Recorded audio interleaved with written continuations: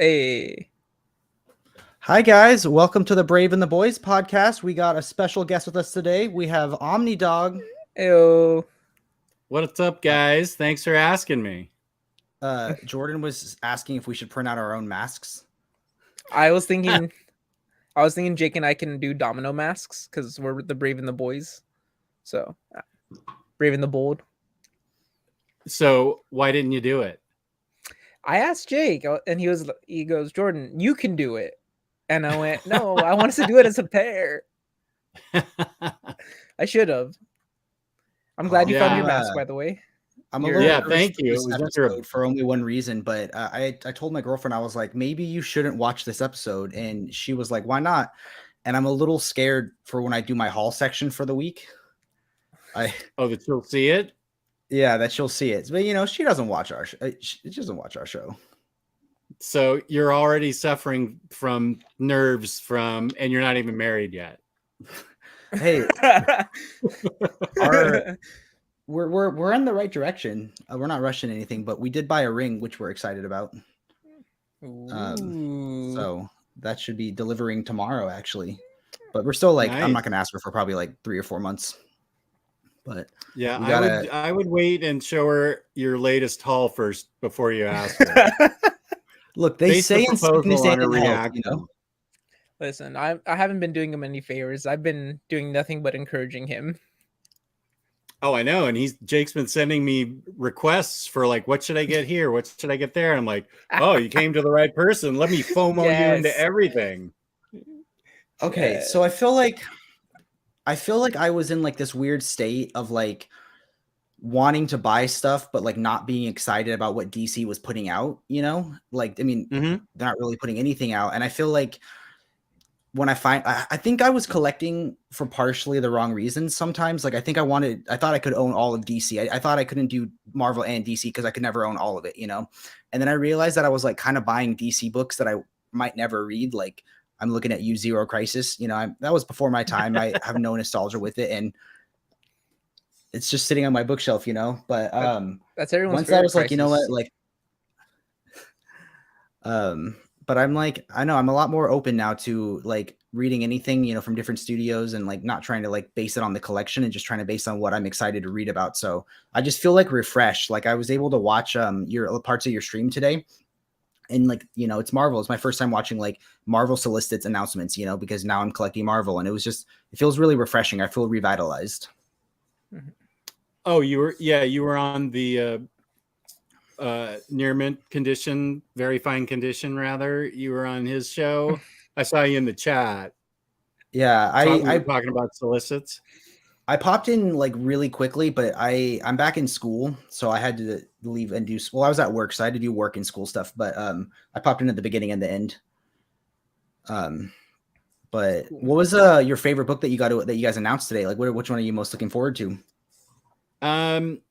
He announced a lot of Omnis that I think people are really going to look forward to. But I either already have the Omnis in oversized hardcover, or I'm trying to think now what. It's Ultimate Spider-Man 3, which I already have an oversized hardcover, so I'm not going to upgrade that. Jason Aaron's Thor Omnibus 2, I have that in oversized hardcover, so I'm not upgrading that. So the one I was most interested in was the Sins of Sinister oversized hardcover, because I heard that Immortal X-Men is amazing. I heard X-Men Red is amazing. That's what's coming out currently, and I believe that feeds into Sins of Sinister, and apparently they've already solicited it in OHC, and I don't think more than one issue's come out yet, 1 or 2, and it's apparently awesome. So that's the one I was most excited about. That's awesome. I've never heard of that before, but I'll definitely check it out. I don't know. I definitely can recommend Jason Aaron's Thor to you if you're interested in Marvel Omnis. I think so. That'll be on my haul. I'm a little annoyed because you've already hauled it. It just went back in stock today on Cheap Graphic Novels, today after I bought it, not on Cheap Graphic Novels, but I got it for an okay price. He solicited volume 2. That's a very accessible. I think it's the only super accessible, really. This is my opinion only, but that's the only Thor book that I've really connected with is Jason Aaron's Thor. So I think you would dig that. Hell yeah, I'm excited to read it. You already bought it, so good. I hope you did. Yeah. Should I grab my haul? Should we show off our hauls? I mean, I saw you buy a book on stream the other day, Jess. Has it come in yet? Yeah, those came in. Let's see, where did I put those? Let's see. Wait. Yeah, let me go get the 2 things I got. Here I came prepared with my single book right next to me.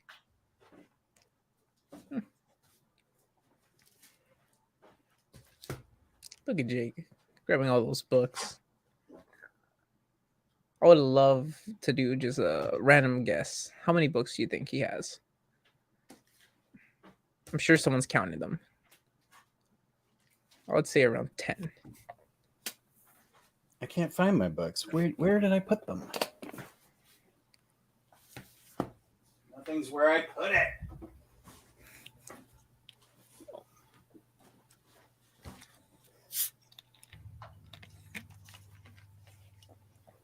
Okay, this is called planning, Jake. You're supposed to tell me ahead of time when we're going to show our books because I can't find them. It's okay. It's okay. I'll enjoy your guys' hauls. I just didn't like. I want you guys to show stuff, so it didn't seem like it was just me bragging about how much money I wasted the past week. I'll tell you what I got because I remember what I got. It was just 2 books. So go ahead. Let's see your giant haul. Okay. I feel like that was an innuendo for something. First, I got Superman, Batman, Volume 1.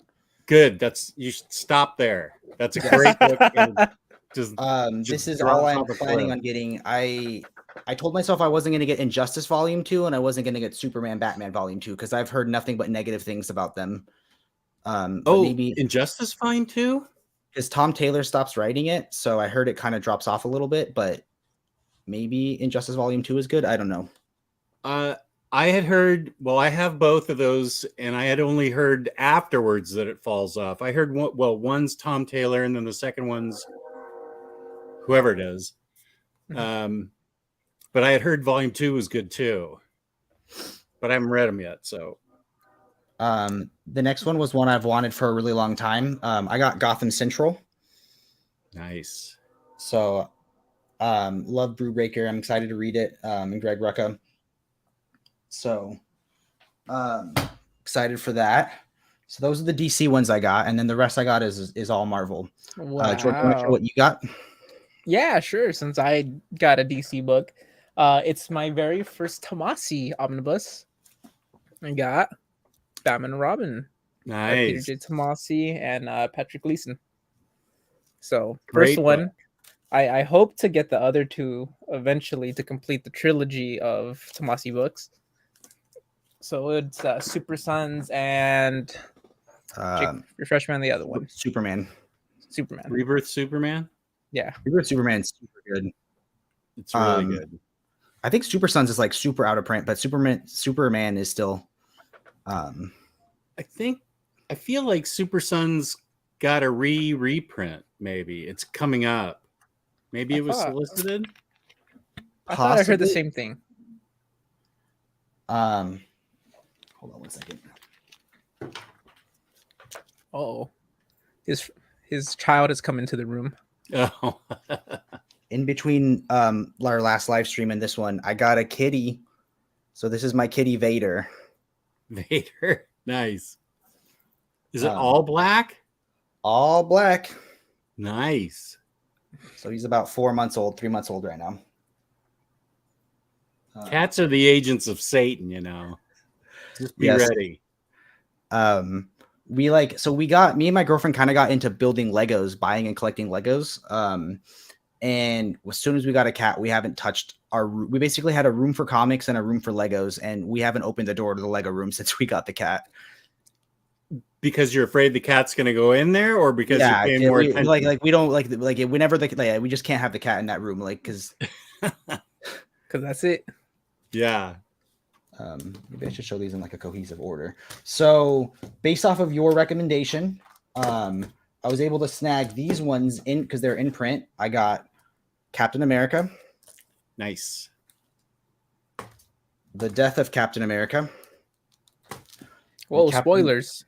I know, right? Right? Sorry. Should I spoiler warn you that? Wait, here's another one. Captain America Lives. No, Whoa, just whoa, whoa. We don't know what it says. Hold on, wait. So they're all in print, and then the fourth one has been announced as a reprint, and I'm sure the fifth one will come after that. So I'm being patient. I'm going to be a good person and not buy out of print prices for them because Yeah, I read all 5 of those Omnis in like 4 days. They were so good. I just burned straight through them. They were great. So those were great choices. And then I got Thor by Jason Aaron. So I'm excited for the second one. I mean, I really liked because this is the one that they based the newest Thor movie off of, right? Well, yeah, they took elements from it. Yeah. Uh-huh. And I like that movie, but I felt like it was a little too comedic. So I'm excited to see like it in a more natural tone. Oh yeah, it's not comedic and like I thought that movie was like had no stakes, which kind of bummed me out. I was really excited for it. Then I had another DC one. I got Metal. Which how'd you get that before I got that? Okay, so I bought it on Amazon. And then it went on in-stock trades and they put the wrong price on in-stock trades. Exactly. So I bought the direct market cover from in-stock trades and I'm going to return the Amazon one. Okay. It was $40 less, which means I got to sneak in a deluxe edition with my purchase and still save $20, you know? I took advantage of that mispricing myself to get that. Yeah. What cover did you go with? I went with the one that you have right there. I liked them both and I liked them both equally, so I just picked that one. So for me, I guess Metal was the most personally exciting for me because that was like all those single issues and stuff was when I was really collecting DC comics, and I've like really like numerous times have looked into like wanting to custom bind it, but they kept saying that the Metal Omnibus was coming out soon. You know what I mean? So for like years and years and years, you know what I mean? Like Snyder was like, it's gonna come out. Yeah, Scott Snyder told me at Awesome Con, I think it was 2018. Yeah, it's coming out at the end of this year. I'm like, okay, good. So I think I'll give away because I have like awkward, like I have like the deluxe of one of them and then the trade of one of them and then the hardback trade of one of them. So I'll probably just try to give those away so if someone watches, I'll send them some Metal trades. But I'm really excited to finally have the omnibus for it. Yeah, that's a great story. I love that book. And then I don't know which one the first one is. I got Daredevil by Bendis #1. Nice. And Daredevil by Bendis #2. Sweet. So this was actually long before I ever collected comics. When I was in high school, like a sophomore, my friend was really into comics and he let me borrow the Bendis Daredevil omnibuses, and he let me borrow Alias. So those were like the first comics I ever like really sat down and read. So it's super exciting to finally own them. That's so cool. Yeah, that's top-notch Bendis right there. And then I got the Brubaker Daredevils. Oh, you did? I didn't know that you got them both. Yes, I did. Amazon had one in stock at basically cover price, new in stock. So I just said, heck, why not? You know, because people were charging a lot more for used copies on eBay. So yeah, I guess like maybe I should have waited because of how small the omnibus is. You know what I mean? But you know, it was whatever. No. Once you start Daredevil by Bendis, you're gonna want to finish it up with that Brubaker run because they build on top of each other, and they're great. Really I'm excited. great. I'm excited for the Miller omnibus that's coming out. I think the end of this month. Yeah, that means you're gonna have to get the Elektra omnibus as well to supplement. Right, it. and then someday when the companion comes out, you know, I'm just gonna go all in. As you should. As you should, exactly. So this is I've been reading my comics, so I actually read this after I got it. So I got Miracle Man. This was the first Marvel omnibus that I bought. And I really liked it. I mean, I think the ending wasn't my absolute favorite, which I know a lot of people love, but I loved like the first 2/3 of the book like a lot. The ending, I mean, I get what he was doing, but it just wasn't, I wasn't super into it. But I only got one more. I actually don't know what it is. So you guys. Oh, you're gonna do a live unboxing? Yeah. Nice. Ooh. Open this up.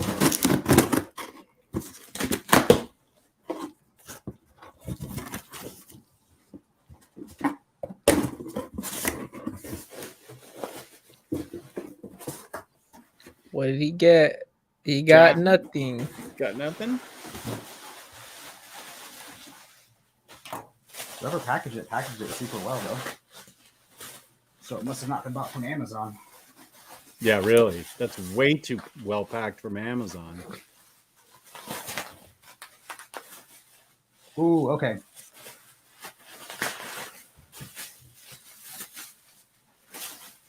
Hey. I got Ultimate Spider-Man #1. Oh, good. Because I bought #2, and then Jordan had drinking a little bit the other night when we were prepping for this, and I kept trying to get him to like make a trade so I could get his #1. And then he finally was just like, "Man, I can't make a deal right now. I'm too inebriated." So I was like, "Okay." So I went to the comic swap Reddit and found it really quickly. Is it out of print now or hard to find? Yeah, it is. Oh, it is. Mm-hmm. Yeah, so I got it at cover price. But better than Oh, it's a great book. I've read 1 through 7 of the oversized hardcovers, so I still need to finish it. But I've loved all Ultimate Spider-Man that I've read. So yeah, see, I told you it'd be a good pickup, Jake.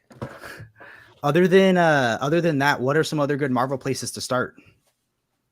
For like, well, you're like I was. I was mostly a DC guy, and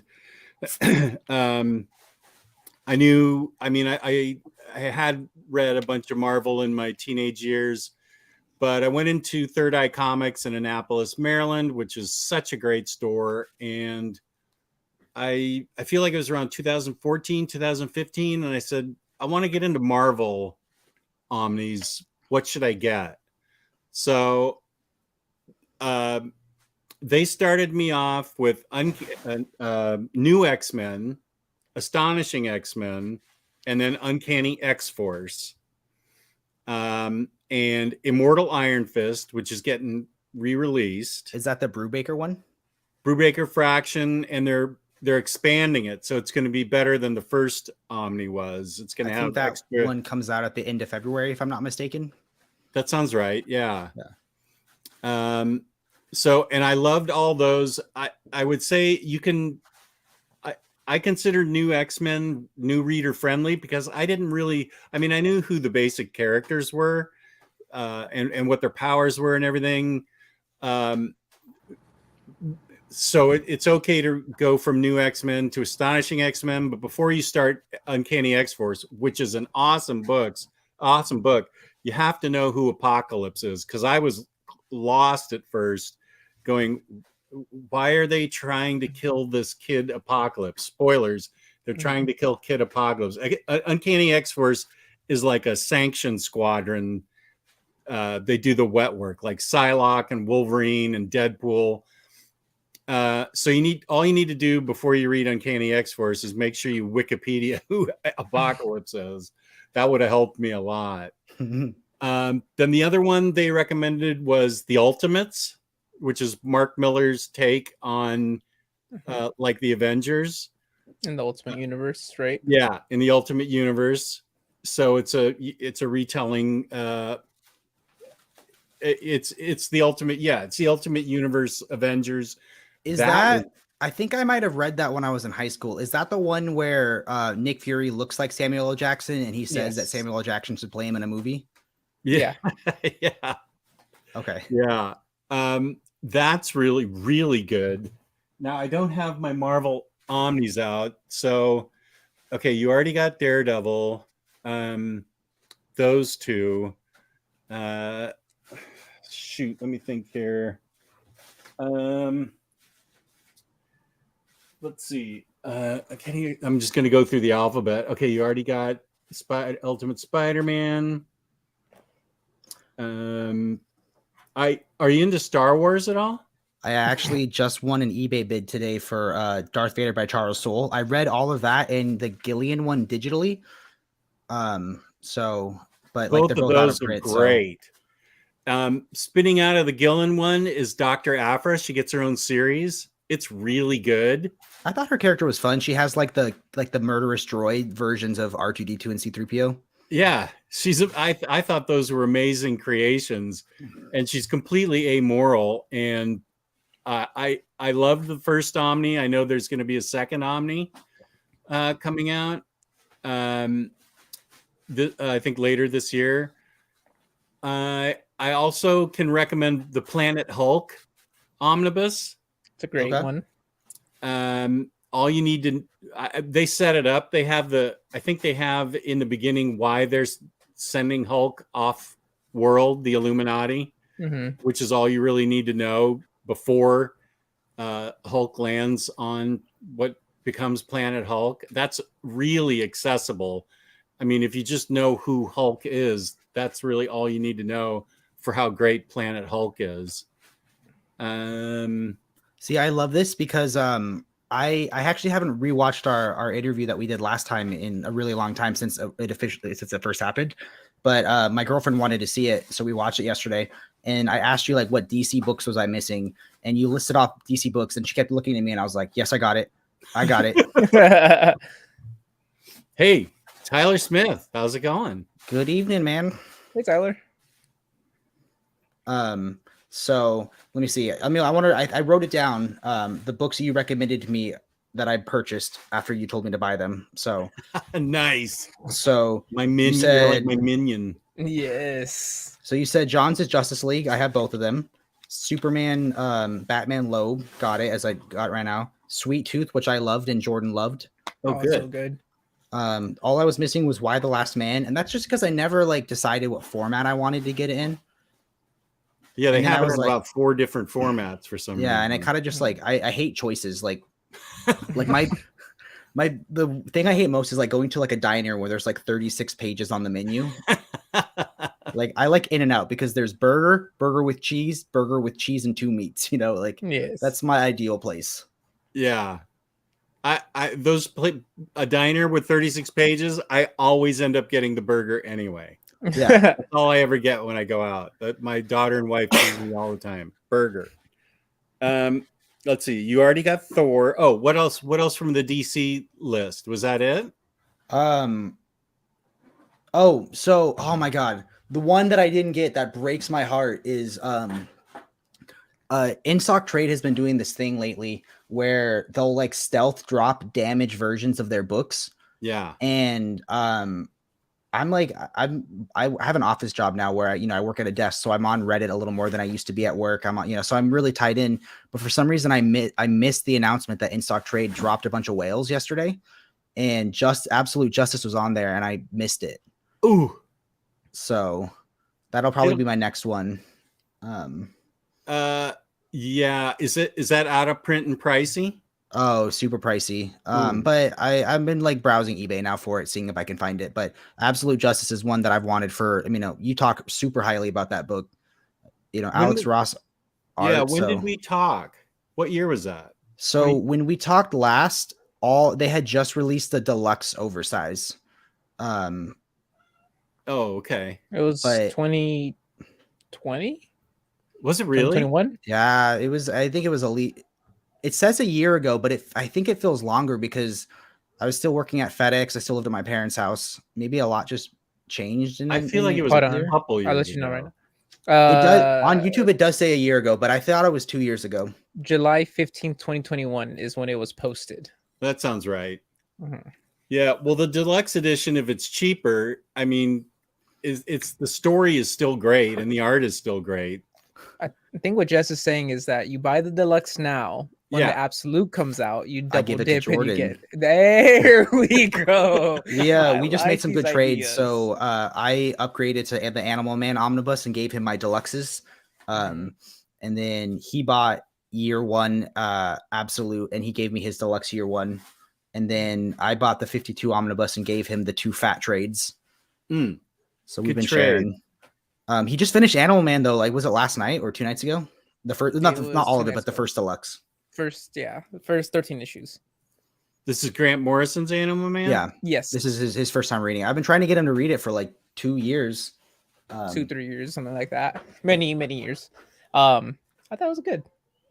It's a very interesting way to retell, kind of reinvest this character to the DC universe. Because I think Grant Morrison's was the first take on Animal Man post-Crisis, right? Because I think that's what they bring him up in the book. Yeah. Something like that. As far as I know, I don't know of any appearance between New 52 and Crisis. Yeah. I mean, I thought that was an obscure character to bring back. Yeah. Very, very D-list, where at the beginning no one knows who he is. And it's very, very breaks the, as Jake would say, the fifth wall.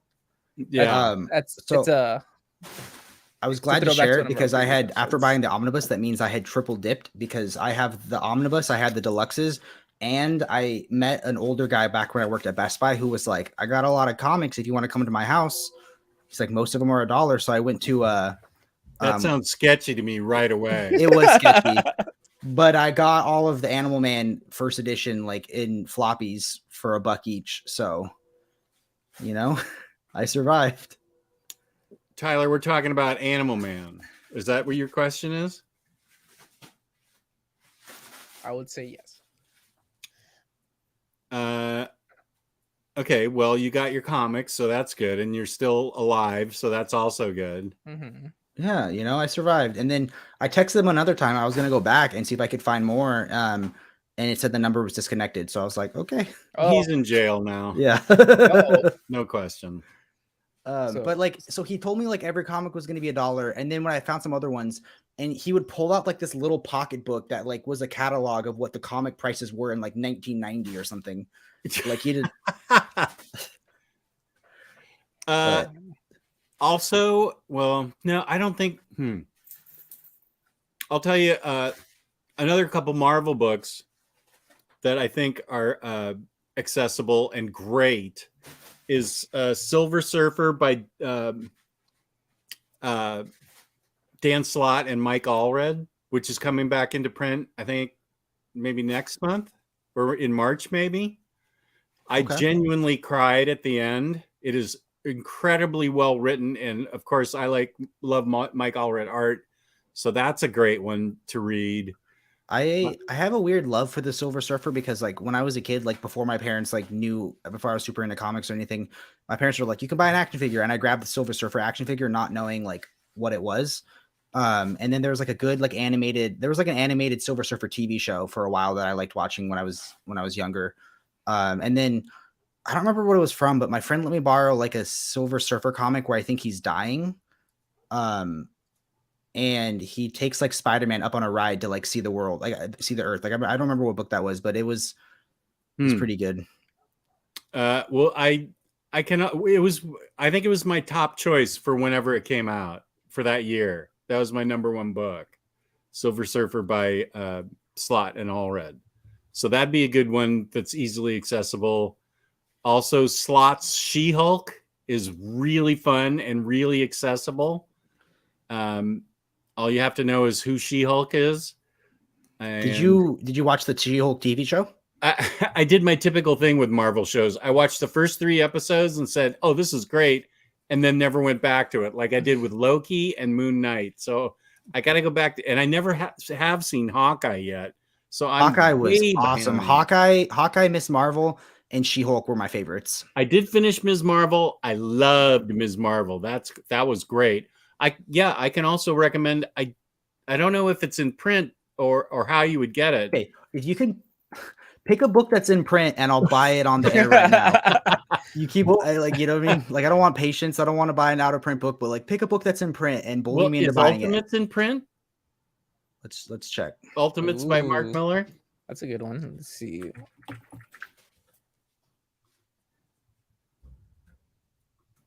Let me see about Ms. Marvel too.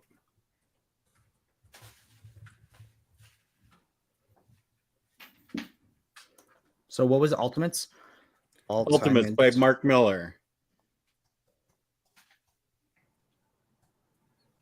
It is. I see it currently on in stock trades. Ultimates? Yeah, Ultimates. Well, there Miller. you go. It's just not available, Jordan. Dog, I just hit add to cart. Wait, what? Okay. I'll send it over to the Discord. Why is it? Can you just buy it and I'll send you the money right now? Why is it not letting me add it to the cart? Let's see. Here, you can validate this. Okay, no, it's letting me do it now. Ultimates Miller Hitch, add to cart. Oh wait, there's two of them. Which cover do I go for? Oh, that's up to you. I got the one with Cap in the foreground. That was my only choice at that point. The other one kind of looks cool. So you think for the one book you're going to bully me to buy right now, you think this should be it, or do you think there's another book that I might like better? Well, the Ms. Marvel Omnibus is way out of print, so yeah, I'll bully you into getting Ultimates.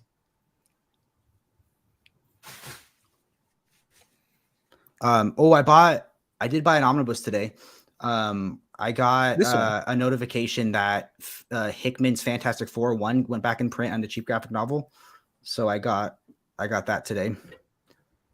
Okay.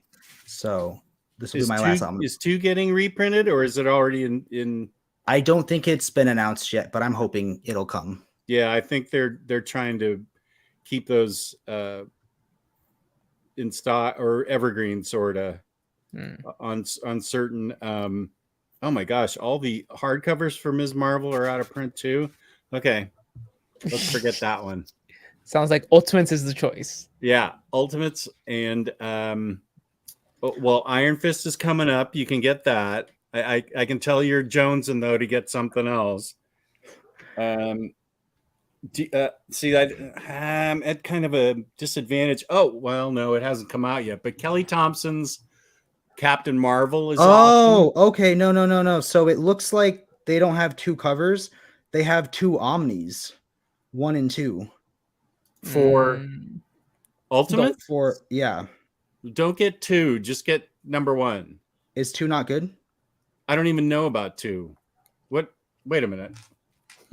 What's 2? Ultimate, oh no, it says all 2 Ultimates. DM variant, so it's just 1, but it's a variant cover. But I don't know why it says 2 in there.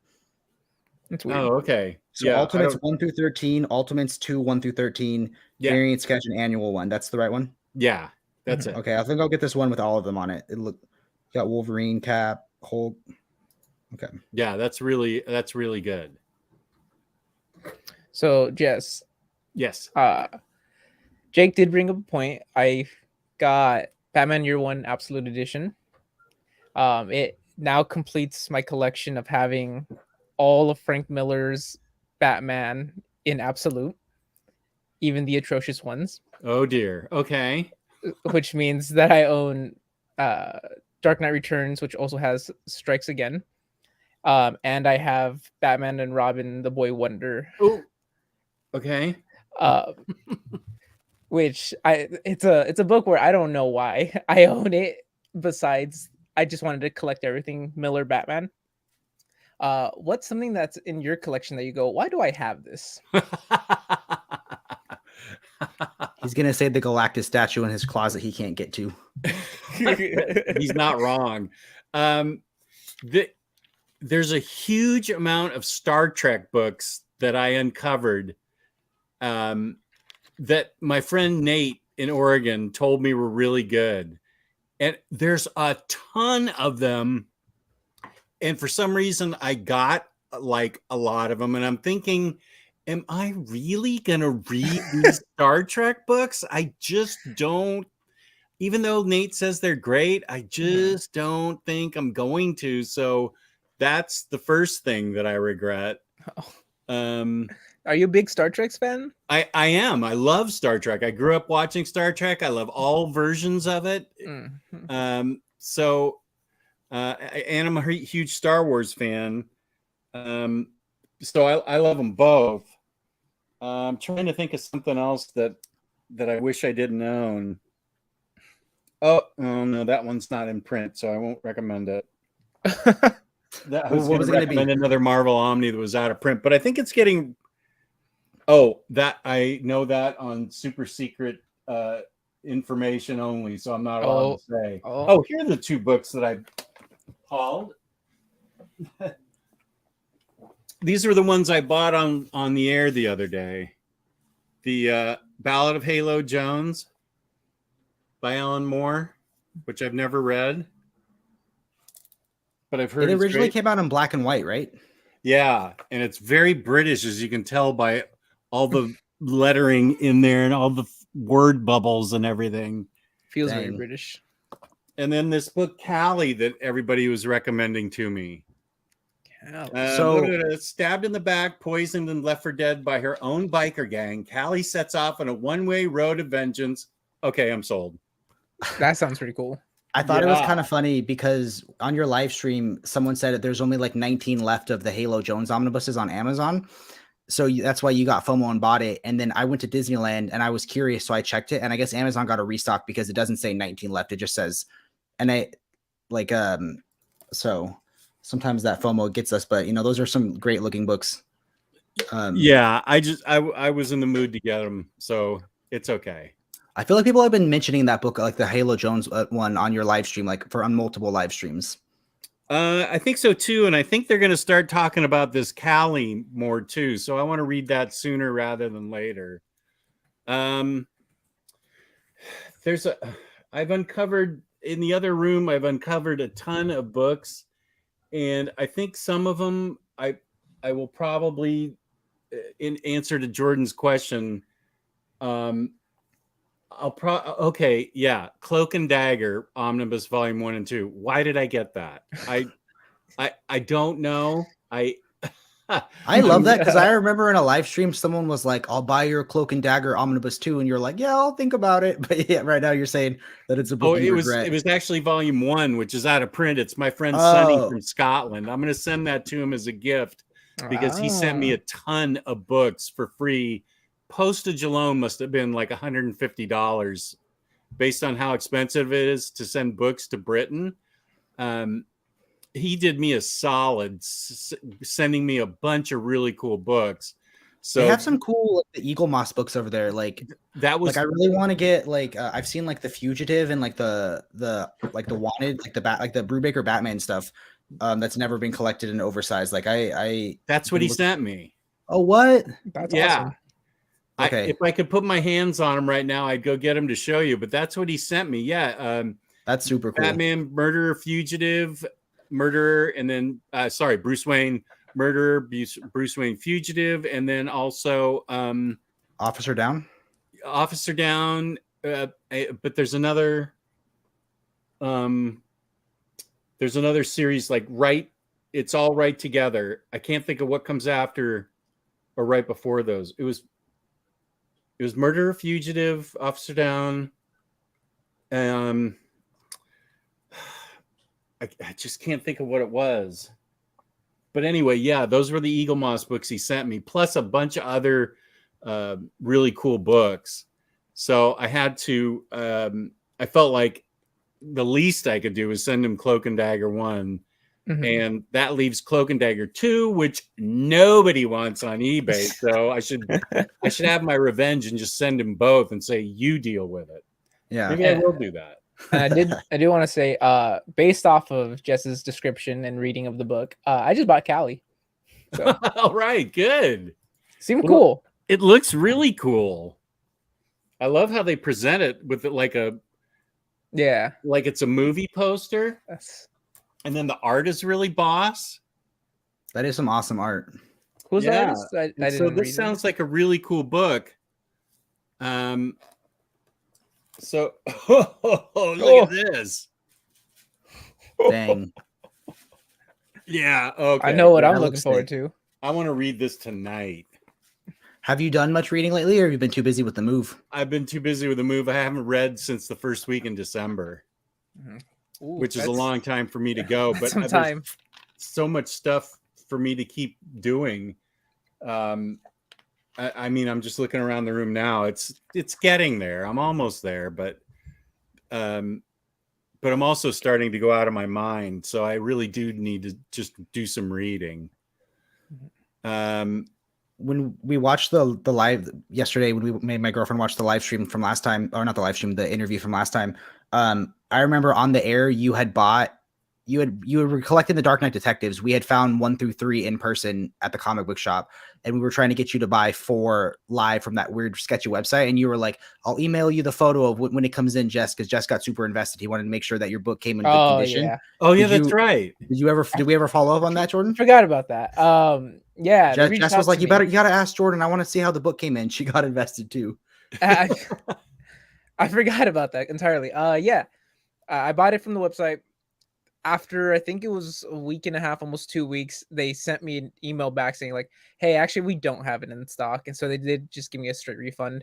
And fuck that book. I ended up having to pay a pretty penny for that single paperback trade for volume 3. I think it was like $100 for a $20 book, or 25, something like that. I know. Like I look at the trade for second chances that I'm like, oh, there's a Jake that would have bought that at one point. Dude, I looked it up recently, Dark Knight Detective. Every single book in the series is going for about 100 now, except for the 2 most current ones. So, I'm glad I have them all. Oh, and then someday they're going to come out with omnibuses. I mean, if we're lucky. Yeah. Yeah, and maybe. Who knows? What are your current thoughts on like where DC's at right now, man? Like, are you like feeling discouraged at all, or like? I really am. I feel like that from what I've read, just from my friend Jeff in the Omnibus Collector Group. I lurk in there. I don't post much, but Jeff does have a connection that has something to do with DC, and it seems like they are. The problem is, the real problem is that AT&T overbought. They bought like the whole Warner Brothers complex, NBC, Universal, DirecTV, and then they were over leveraged and they had to shed all those companies. And when they did that, they loaded them off with a bunch of debt. And so Warner Brothers, who's the parent company of DC and HBO Max, is trying to cut costs wherever they can. And, you know, you saw that they canned Batgirl, and I'm sure the merger with Discovery isn't helping things either. No. And at first I thought it would be, because I thought Discovery would be a fresh infusion of cash, but it turns out not. So HBO Max has, you know, cut like half of its DC animated things. The collected editions department at DC seems to be run by like 2 people who don't really care. Part of me hopes that this is just a cycle. Maybe it will be in for a little bit of a lull with DC, and you'll get somebody back in there who actually cares and wants to put out the books that we want to read. So that's my hope, because right now, it's not looking really that good. I mean, they did resolicit for the 98th time Phantom Stranger. If if that book actually comes out, then there's hope, I think.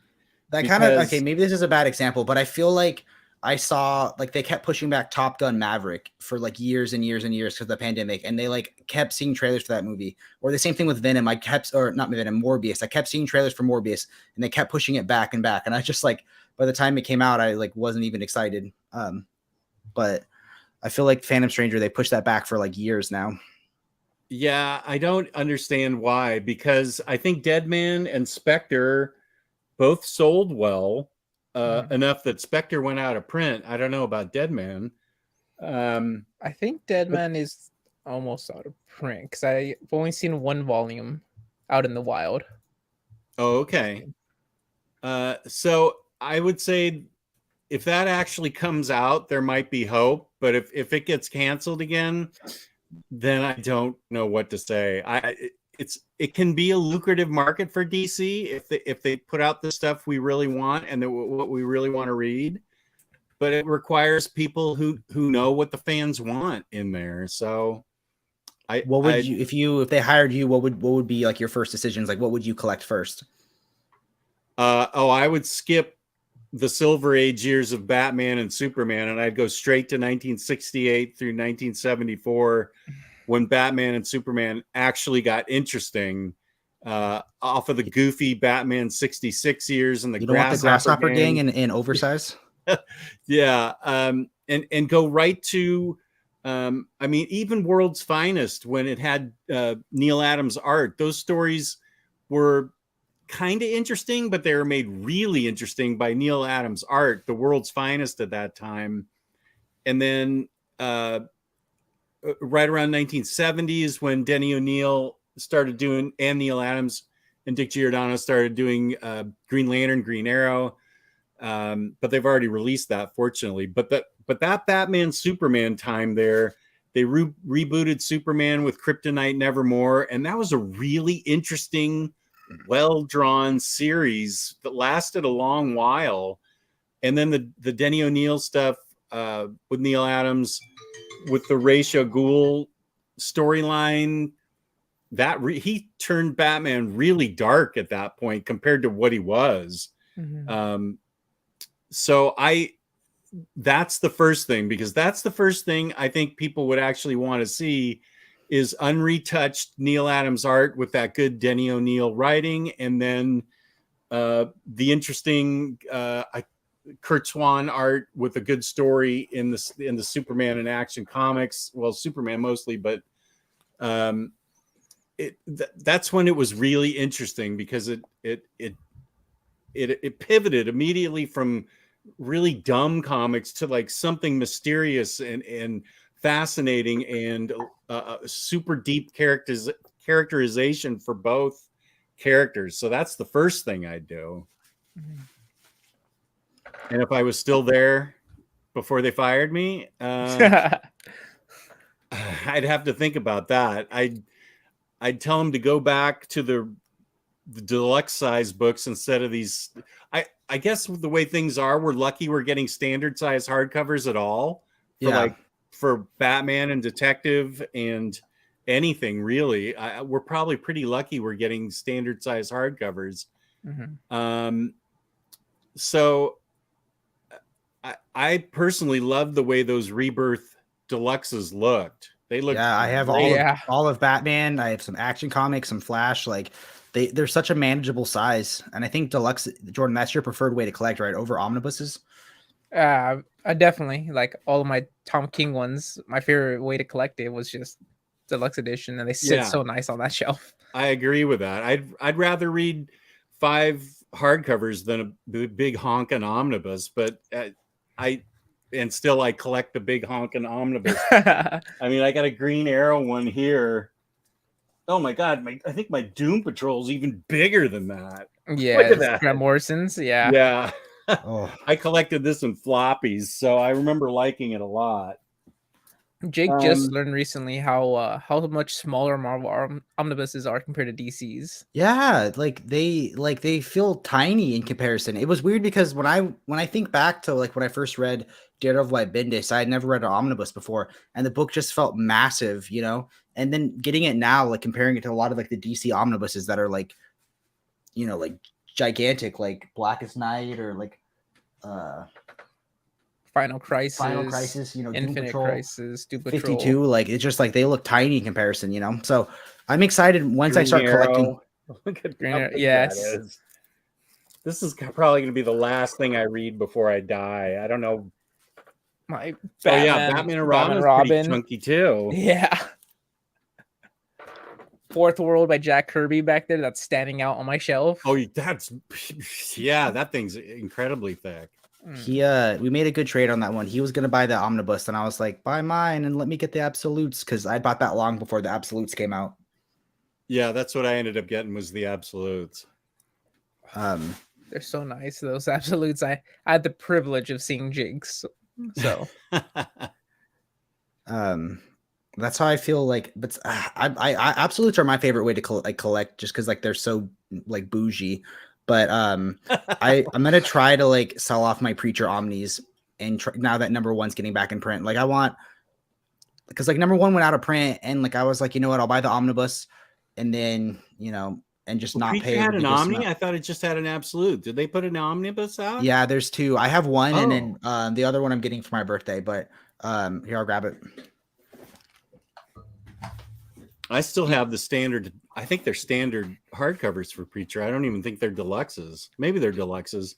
Just what I need you to do is like slowly get him to just give me the Preacher Omnis. That way he can free up some room. What's up, Jake? My cat was having fun with the box that I unboxed and all the bubble wrap. So those Preacher absolutes are really boss looking. Oh yeah, there's the Omni.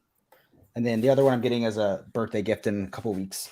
But you don't have the absolutes of Preacher? No. So talk about how good Preacher is so I can sell Jordan my Omnis. Sell. Did you say sell? Preacher's amazing. It is completely irreverent, amoral, anti-religion. It's is it better than the show? Because I love the show. I never watched the show, but I also heard the show wasn't nearly what the book was, because the book goes there in a lot of places that the show never could.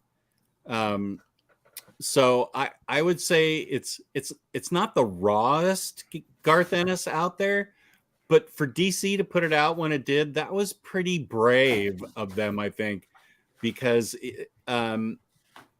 Jesse Custer's not the most likable character, and yet he's the protagonist, and he's surrounded, a vampire and the girl, and then Arseface is in it, and I don't know if they showed Arseface in the. Dude, Arseface is rough looking from the show. I can't imagine what he looks like in the comic, but he is rough looking. Yeah. So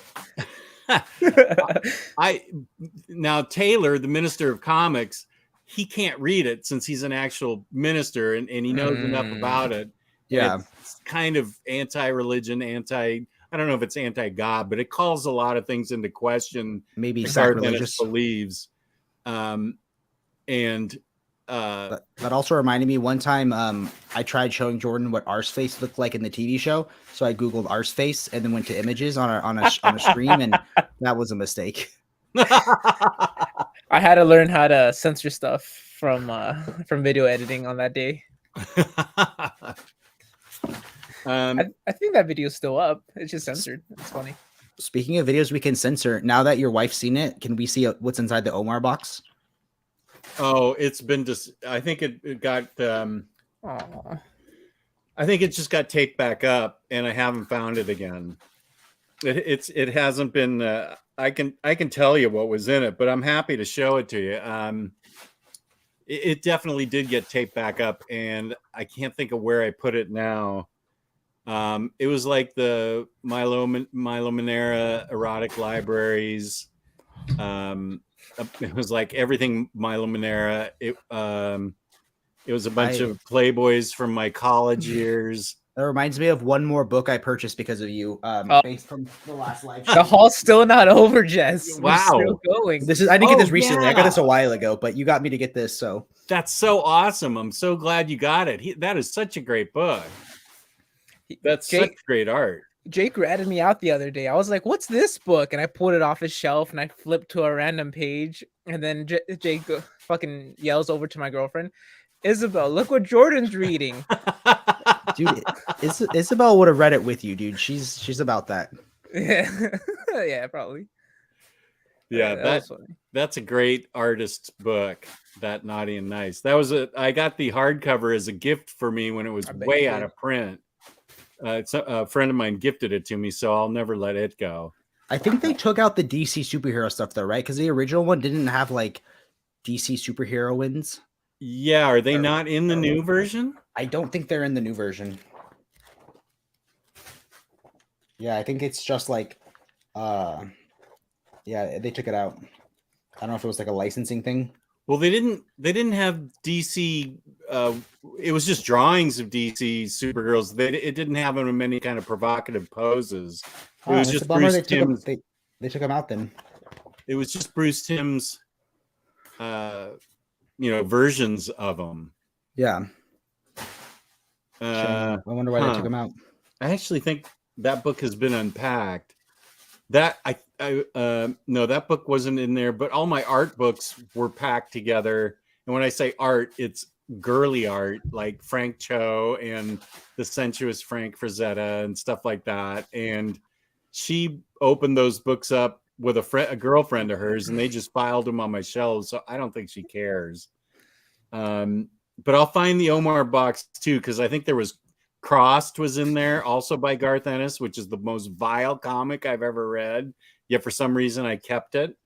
The Manera books, I'll have to see. I'll run across it again, and I'll open it because now it doesn't matter. She's already seen it. Yeah. I mean, that's love right there. She's, supporting all your books. I don't know. She's like that. Doesn't seem to care. That's a him thing. Yeah. Let him be happy. Right. I guess. Yeah. She found my stack of Playboys and just like, oh, here are these. I'm like, oh, okay. Thanks. But you read them for the articles, obviously, right? Like in the cartoons. Well, first of all, back then the articles really were good, and I used to read it cover to cover. But that was always the guy's remark. Yeah, I'm reading it for the articles. But they had really good writers like Harlan Ellison and really famous writers writing stories and art back then in Playboy. I think before the 90s hit, I know through the 60s, 70s, and 80s, they had top-notch writers, and they do interviews with top-notch people. And I'm not trying to pretend that I did not look at the women. I obviously did. But there were a lot of good things in there to read. Now, I did not read Penthouse for the articles. I can promise you that. So Playboy, 2/3 was for the articles, 1/3 for the girls. Yeah, and the girls were looked at first, obviously. It's awesome, man. How does it feel being back into YouTube though? Since you took a break from it for a little while. It feels so good. This is really my happy place to talk comics with other people like you guys that are really interested in them, that want to tell me what they think is good, want to get my opinion on what I think is good, and just trading ideas back and forth. This is where I'm really the happiest these days. I used to be the happiest on the golf course, but my body has now got too many things wrong with it for me to play golf. So this is where I get my fun, is being on YouTube and talking about comics. This has really helped me a lot in the past few years since I've had the channel. That's awesome, man. It's great how you guys have all built a community. I just I finally joined the Omar Near Mint Discord. And there's a lot of really cool people on there that seem like a really great community. That is something I would never do. But yes, the people on YouTube, all the live streams are really fun. They keep me entertained at work. Oh, that's good. I mean, I do work also, but he pretends to. On a computer. As soon as I find some of my newer books, there's my wife. This is how cool my wife is. She even mapped out a space. I think you heard probably Jake me say my stacks of shame, because I had 2 stacks of shame of new books that would come in, and I just are stacks of shame books that you've bought twice or thrice? Stacks of shame are brand new books that I have no room for. Got it. So turn around and picture your white Kallax there, whatever, the end cap there. There were 2 6-foot stacks of books flat on the ground that were taller than I was, that I had no place to put. I couldn't stop getting them because they were important and I needed to get them for my channel. And she found a place where Galactus is currently residing in the closet. But in the other closet, she said, this is where your stacks of shame can go. And I go, okay, cool. So she didn't say. I like how she said maybe we stop having stacks of shame. She's like, she's taking you for who you are, you know? Yes. Yeah. So they were just new arrivals that I just couldn't get to, and I didn't want to file them because then I wouldn't know to go to that pile to read something and review something new. What organization did you choose for your DC books? Like, did you ever pick one? I did. I'm actually going to get to have a little bit of both because I think there are enough new 52 orphans like Earth 2 and Batman and Robin Eternal and Batman Superman Larfleeze that I can have like a new 52 section of those books, but then I can have a full I can have a full like Batman it's going to be, I'm going to start it off with omnis and absolutes separate. That's easy. But then the issue I've got, I think I showed you before, is that like the Paul Dini run that I have is standard hardcover, trade paperback, standard hardcover, hardcover. But it's also chronological. So I don't want to so this will be in the middle. I'm going to try and do it by format. Marvel's easier for me to do in omnis and OHCs and trades. Yeah, they make it a lot easier. And I'll be able to do Rebirth. I'll have a whole section of Batman and Superman for Rebirth. And then it will be part of the larger, Batman, Superman. And then I have a whole ton of Rebirth trades that I can put together. So I'm going to try and do it as best I can to keep it within format, but also by character and roughly chronological too. Yeah, I'm right there with you, Jess. I just reorganized my bookshelf. Of course, it's nowhere near extensive as what yours is, but I ended up deciding, what is it? Absolutes, omnis / deluxe editions. Then it's character order. So Batman's first. After that, I have my crises. So anything from Infinite Crisis or Crisis on Infinite Earth's Final Crisis. On and on. And then I have my Vertigo stuff down there. Now, that's the other thing, is that I've got a bunch of Vertigo books that are in a variety of formats. But I want to keep all my Vertigo stuff together. Yeah.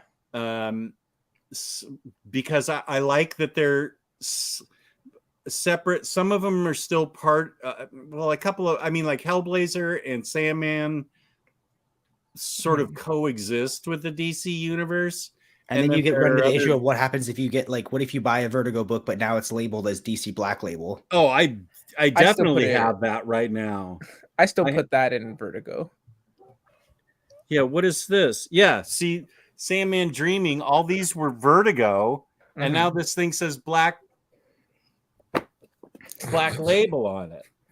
But it doesn't say it on the spine, so I think I'm okay putting it with Vertigo, but I'm going to put Black Label with Vertigo. And I'm going to keep Hellblazer all together because those are all uniform trade paperbacks. So I have a rough idea of what I want to do. I'm going to try and keep my formats as closely together as possible, unless it interferes with the chronological order. Because I'm going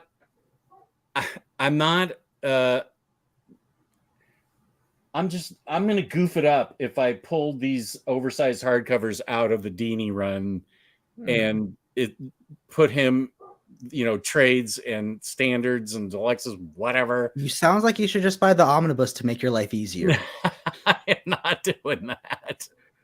I already upgraded metal and I swore I wasn't going to do that, but IST made it impossible. Didn't you pinky promise Scott Snyder you'd buy it?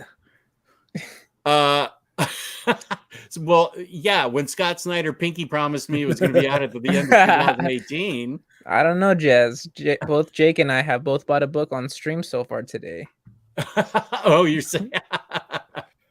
Wait, I forget. What did you buy, Jake? I bought Ultimates. Oh yeah.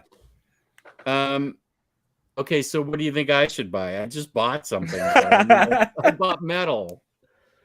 Metal is I good. bought Metal on Tuesday at the mismarked price. I mean, I don't know what you don't own. You don't. New stuff. New stuff. Ooh. What's new? What's current? Have you bought Miracle Man yet? That was in a stack of shame because I hadn't gotten to it yet. And let me just say, Miracle Man, I still have the Eclipse paperbacks from when I first read it back in like 1989 or something. And I hope people are willing to read that. And reading it now is a lot different than when I read it in 1990. Because back then, or 89, whenever I read it.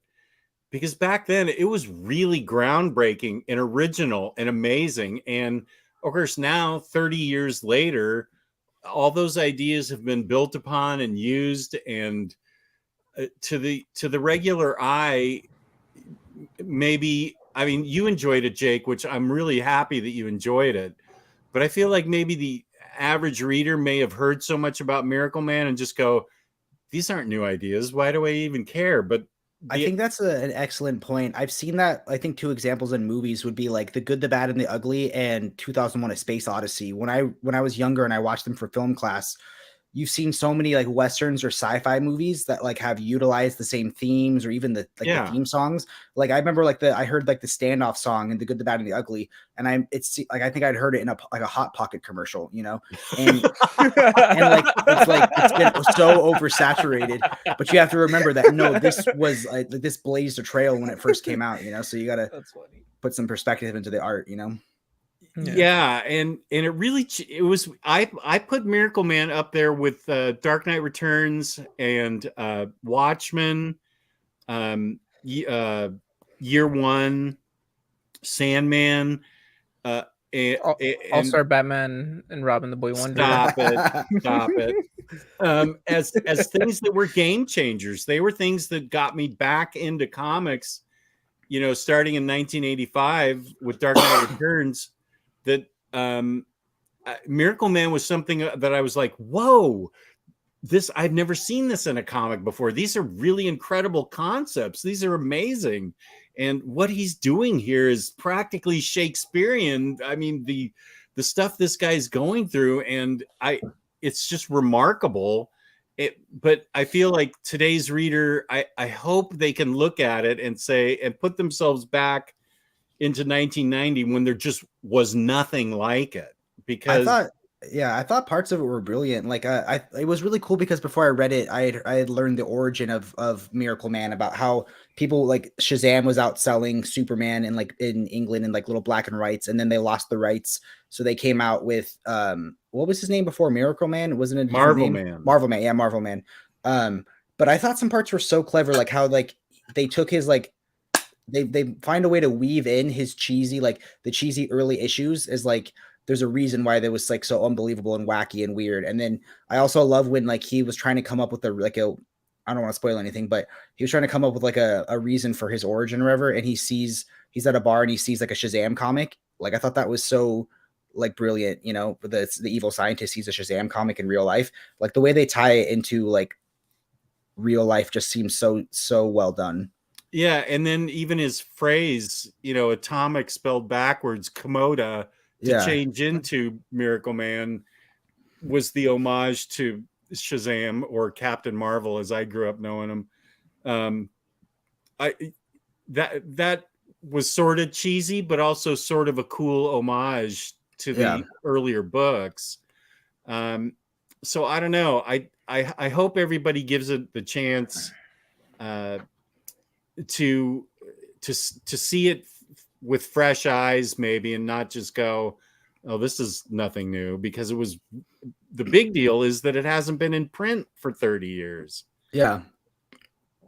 The Eclipse books I have were going for huge money on eBay, and I just couldn't let them go. There's only like 4. It was just the first trade of Neil Gaiman's run that I guess he's started to finish now. Yeah, didn't he say he's going to go back to it? I think he may already have. Yeah, I think he's quite serious about finishing it off.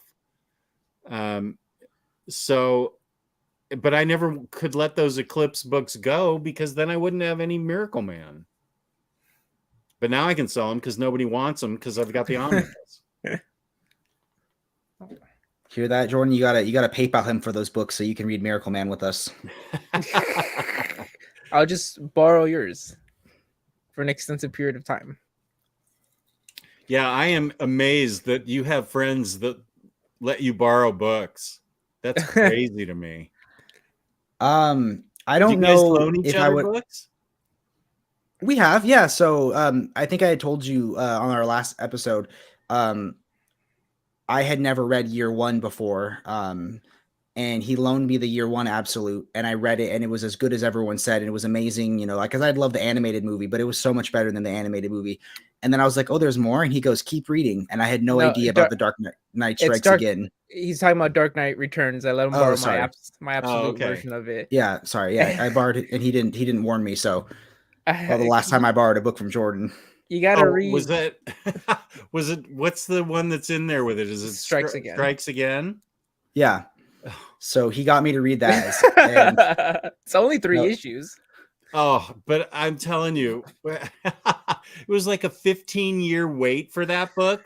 It came out in, I don't know, 2000 or what, and everybody's like, Frank Miller's returning to Batman. I can't wait. Yeah, Dark Knight Strikes Again. Let's read it. What the hell is this? That's the worst thing I've ever read. What happened? It's so bad. Dude, oh my gosh. I love the duality of Miller. He is both one of the absolute best comic book writers, and yet he has some of the absolute worst stories ever. You said it. And you own them. I know, and that's the worst part. He owns them all in absolute too. That was like something big that he wanted. It's so bad. Well, the artwork on All-Star Batman and Robin is awesome. I will say that. Yeah. That's a reason to own it in absolute. But that's story. The unfinished story of. Yeah, right. They never even returned to it to finish the crappy story. It's got to come out someday, any day now. I look forward to it, and I'll collect it eventually. Good. I actually saw someone post on passion, man. They posted on Reddit, and they want to take their absolute Year One, and they want to take the first portion of Dark Knight Returns absolute and custom bind them together because they hate Dark Knight Strikes Again so much. So he doesn't like that his absolute has both of them in it. So he was trying to see if it was possible to custom bind an absolute. To cut out the other part and leave that in. Yeah, his absolute would be start with the 4 issues of Year One, and then it would be the 4 issues of Dark Knight Returns. Which I mean, I'd buy it if they sold that, but just call it the best of Miller. The Batman, the Miller Batman that's readable. Yeah, guys. I think it's might be getting a little late for you, Jess. I know you're on the East Coast. It's okay with me. I've had fun talking to you guys. This has been great. Do you feel like I gave you enough Marvel recommendations? I mean, I can take you into the other room that's totally disorganized. But I could see other. I wonder if I have other Marvel Omnis. There. Are you into Deadpool at all? I read digitally. I think it was Deadpool and Cable. Yeah. And I thought it was pretty good. Okay. What X-Men is like good to start collecting? Like, what's like a good entry point into X-Men? Because I think out of all the characters in Marvel, X-Men seem the most like daunting to get into. Exactly. Yeah, that's why I said New X-Men. New X-Men's the one that introduced Emma Frost in her diamond form with Grant Morrison. Grant Morrison wrote that. That is very accessible, and it leads right into Joss Whedon's Astonishing X-Men, which is also really readable and understandable. So I would go for those two. And if you dig those two, then Uncanny X-Force, just with the foreknowledge of Apocalypse, because that Rick Remender's and Jerome Opeña's art in that is just so great. I think I'm due to reread X-Force now that I know so much more about X-Men. But new X-Men I read, and I understood all of it. And I mean, I already knew who the basic characters were. That's really all you need to know, who they are and what their powers are. But I would definitely recommend New X-Men and Astonishing X-Men. Heck yeah, man. Thank you. I mean, I got to start reading what I have first. You know, I think I'm going to do Daredevil first, just because I have the 4 to read. I don't know if I'm going to wait on the Captain America until the other 2 come out. Like, do you think I should read it and then just wait? Because I'm worried if I think you should wait till they all come out, because otherwise I'm going to buy them. Well, don't buy them. Just you've got plenty to read right now. Yeah, especially with Immortal Iron Fist coming out with the extended version. You're going to want to have all 5 on hand, because once you're done with one, you're going to immediately want to go to the other. It's so good. You won't be able to. My prediction is once you read the first one, you're definitely going to want to read the second one and keep going. That's not a book you're going to put down and say, I might return to it. You're just going to want to read it all. So I would save Captain America for last when the other books are out. Now, Jesse, you did bring up Deadpool real quick, and I had a quick question for you on it. Okay. I've only read one run of Deadpool, which is the Daniel Way run. Oh my God, you made the terrible mistake. That's the worst one. It has some iconic art in it. Okay. That's about it. What would you recommend as a... I think the funniest, most fun run is the Posehn and Dugan run. I think that one is still out as a omnibus. Is it still out? I think so. That's a beast. That's a big omni, because I think that was I don't think I have my Deadpool omnis out yet. I'm sorry, my Deadpool OHCs. I kept it in OHC, and I feel like that was at least 5 OHCs, but that's what I would start with. Posehn and Dugan's, because that is really accessible, really funny, really fun, really interesting, never boring. I found it to be like the perfect Deadpool book. Deadpool by Joe Kelly is also great. It is. Posehn and Dugan is still available right now on Amazon for like $80. Well, if I didn't own it, I'd get it. Just be careful, because it's so big. It can sometimes have binding issues. Okay. But just be careful reading it. I loved it. I feel like it was one of the first Deadpools I really got into. I read a little Deadpool here, there. My first Deadpool was Uncanny X-Force. So I think that's a good introduction to Deadpool. Cool. Have you read your Absolute Green Arrow Green Lantern yet that I got you? I haven't. Not yet. I don't know if I told you, but the other day, Barnes and Noble, I don't know if it was a clearance or a pricing error, but they were selling Absolute Green Lantern Green Arrow for $10. Yeah. What? So I bought 2 copies and gave him one. Oh, what a great gift. That's my favorite all-time comic. That run was amazing. And it also was super frustrating, because Neil Adams, God rest his soul, he just could not keep up with the deadline. So you think you're getting, it went from 76 to 89, but there's at least 2 or 3 filler issues in there where it's like an Adams cover with Golden Age Green Lantern and Green Arrow or something. They're not included in the book, so I think the book's probably only 11 or 12 issues, but it's really great. And it had the extra benefit of the final issue, 89, which features it features a guy on the I can't even remember the context of this, but a guy's getting crucified on the back of a Boeing jet. They've got him stretched up and crucified and he's a Christ-like figure. And my mother saw that, and she almost didn't let me buy it.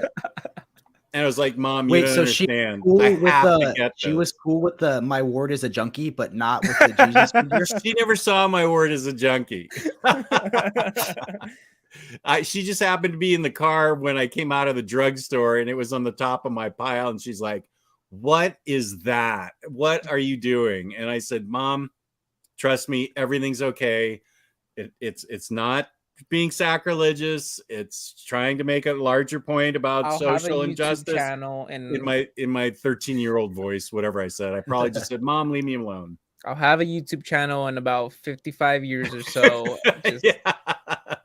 I'll be talking about it of how great it is. Exactly. Have you ever watched the comic book series Comic Pop on YouTube? They have no. He has a show basically. Jordan, what's the name of the show on Comic Pop? Back Issues. Back Issues. Okay, so basically, Sal from Comic Pop will explain to two people from like storylines, and the one on Green Lantern is really worth watching. Like it's really fun. But it's basically two people that don't read comics, and you just get to see he'll explain it, and you get to see the perspective of non-comic book readers, like what they think of the story. So it's a pretty interesting. Okay, that's interesting because it's funny. Our realtor, who is a real firecracker, her name's Tracy. She and I immediately became friends. She hasn't sold her house yet, but it hasn't been ready to put it on the market yet. But she's fascinated by all my comic book memorabilia and stuff. And she wants to come on my show, but she doesn't know anything about comic books. So you should do their format, man. Just pick a story and explain it to her and have her ask questions while you're explaining it, and like. That's a good idea. I will pull out that Green Lantern Absolute and tell her why it was so important back when I was 11 years old. And she's going to interview me, and I'm going to interview her, and it'll just be like on a Saturday afternoon for fun. Because she has a dynamic personality. She's very interesting and very fun. But that's a good idea. That's what made me think of that, because I've been trying to think of the format, how I'm going to make it interesting for the audience. But I need to introduce her. I don't even think she knows that there are floppies. No, I definitely know. She doesn't know that there's floppies and collected editions and the omnis and stuff. So I'm going to have to show her all that. And I need to get a couple. That's a good example of a book that I will grab that will show her how important comics can be while still telling a good story. Wow. But I'm not going to watch Comic Pop, because then I'd be stealing his idea. Yeah, don't watch it. Yeah. You know what? I'll just cut this out. It never happened. Comic Pop, thank you for the idea. I appreciate it. Which hopefully we can get sell on our podcast eventually. It's just hard because all of you comic book YouTubers are on the East Coast. Yeah, I noticed that. Is that right? I mean, like your East Coast, Omar's East Coast, Sal from Comic Pop's on the East Coast. Maybe I just need to expand my repertoire of who I watch. Yeah. I mean, there's very little barrier to entry for comic channels on YouTube. I noticed there's been a proliferation of them. But I would think you could be able to find somebody that must be on the West Coast. Thank you, Jeremy. Jeremy's he's a buddy of mine. Oh, nice. He actually came over the other day and helped me build my second Calyx bookshelf. Oh, my wife just said, "Do you want to go to IKEA next week?" And I'm like, yeah. Sure do. Comic Pop. I've seen Comic Pops. Sometimes it shows up on Facebook as an interesting article, and then there's comments and stuff. I guess he has a Facebook presence, so sometimes it's in my feed. That's just how I know about it. He's done some really good interviews with Tom King that I've liked, because he was pretty critical of his run originally, his Batman run, but then he became like a fan. So it was interesting to see an interview for someone that like wasn't like a huge fan of that specific run, but loved his other stuff. So, it was interesting for the interview. Yeah, I love Tom King's run, but I can also see how people might have thought it started out not as strong because it got really strong in the middle. Really strong in the middle. And that hooked me for the rest of it. I liked most of it, but I just remember like distinctively like sitting down one day at my apartment and like pulling out like, you know, reading the issue and being so excited. And it's right when the dream arc started. And like I feel like a lot of the momentum just like died out of nowhere. Like the dream arc wasn't my favorite. Wait, I liked the everything. dream arc? Like when he's under like when he's captured and he's like, I'm sorry, have you read Batman by Tom King, all of it? I don't mean to spoil anything. Yeah, no, I have. I'm not pulling. So it's when he's like captured by, and he's being pumped full of like scarecrow toxins and he's like hallucinating. He's having nightmares. Yeah, I think it's like the Nightmares arc or something. Okay. And like, God, like Tom King is just so much better to read collected. Like I agree. Like reading those week to week or whatever they came out, like was just agonizing and brutal. And like the momentum had just died. But when you read it, when you read it in trades, you don't have to experience that. And it's super good. Yeah. I think the collected that's one reason why I'm really happy I went to collected editions, because you're right. The experience is so much better to just be able to read the whole thing at once and see what leads into another and what the writer's try, if it keeps the same writer, what the writer's trying to build on. And here I am still collecting individual Batman and Amazing Spider-Man issues. There's nothing wrong with that. I mean, you do what you want to do.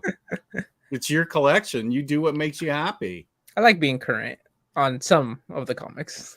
Yeah, well, I've got the DC Universe app, and I've downloaded a bunch of recent DC stuff that I need to read. One thing that the Minister of Comics is really high on is the latest Robin run. And I need to read that. I read the first arc, and I thought it was great. My favorite right now is the current Nightwing run. Oh my gosh, that's so good with Tom Taylor. Very good.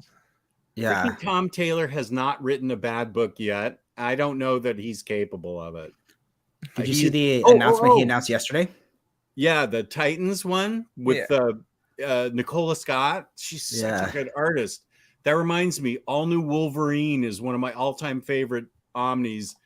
I hope it's still in print, because now that does require you to know that X-23 becomes Wolverine because Wolverine's dead. But even if you have still available. Oh, that now, as I say, that requires you to know that Wolverine's dead and X-23 takes over for him. But Tom Taylor writes such funny, well-rounded, interesting characters, and it gets dark at some points. It's very light at some points, but it's never boring. It's always really good. I highly recommend that one. Dude, I forgot about All New Wolverine because I have a couple of the issues because I was collecting that when what was the event? Civil War 2 was coming out, because there was a couple of crossover tie-ins with it. Oh, okay. Yeah. Didn't know it was Tom Taylor. Then again, that was 2016, and I was kind of fresh into like the collected edition. So yeah, and also, well, no, you wouldn't appreciate X-Men Red. You need to read more X-Men. Ka-chow, Jess. that's my girlfriend. Oh, it is. I'm glad she popped in. After I bought books on air, not during. Is her name Jessica or Jess? Yeah, it's Jessica. Oh, I thought she was calling me Ka-chow, Jess. She worked at Disneyland for a while, California Adventure for a while, and she worked at the Cars ride. And I guess that's Lightning McQueen's catchphrase is Ka-chow. Oh, okay. I never saw Cars. I saw everything else, but Cars I just didn't see. Well, hey, Jake's girlfriend, Ka-chow Jess. The first one is good, and the third one is amazing, but the second one is terrible. So if you ever binge the Cars movies, another Cars catchphrase. Seeing the finish line. Yeah. All right. That's his whole line. See you at the finish line, and then he says "ka-chow" and he like winks at them, and then he beats them in a race. Yeah, it's a good movie. I suggest the first one. Okay, that's her thing. She's super into Disney, so like I get to collect comic books, and then she collects Loungefly backpacks. Have you ever seen Loungefly backpacks? I feel like I bought my daughter Loungefly backpacks. Here, I'll show you what they look like. They're tiny backpacks that fit almost nothing inside of them, but they have like character designs. Oh, okay. The I haven't seen these. Oh, the Kronk one's so good. So, give me. Let me pull up the photo. I'll pull up the photo of her Loungefly. Oh, these are cool. Let me see if I can pull up the photo of it, so you can see her collection. So, I took a break from buying omnibuses and just bought her a bunch of Loungeflies because I needed to scratch that collecting addiction. I think like there's a weird correlation between like me being an addict and like now that I'm sober, I'm like addicted to comics or buying things and collecting things. I am 100% with you. I agree with that because so we get the same rush. Right? We get the same rush from collecting that we did from drinking. It's the serotonin or whatever it is. But buying comics isn't going to make me end up in jail. That's right. As long as you don't read them behind the wheel, you're okay. So she collects those, and then we did Legos for a little bit, but like I said, the cat makes Legos a little hard to do. Yeah, in the other room, I'm going to have enough room for a table, and I'm going to put up the Rusty Biscuit from The Mandalorian that I've had for 2 years now, and I'm going to build it first. Here's her Loungefly collection. Oh, cool. Why did it go small when I made it? Try to make it bigger. Ew. Okay, let's see. I see Lion King. I can't make out. I can make out Lion King. I don't think she has a Lion King one. Which one looks like the Lion King one? I thought that. Oh, no, that's Beast from Beauty and the Beast. Yes. Oh yeah.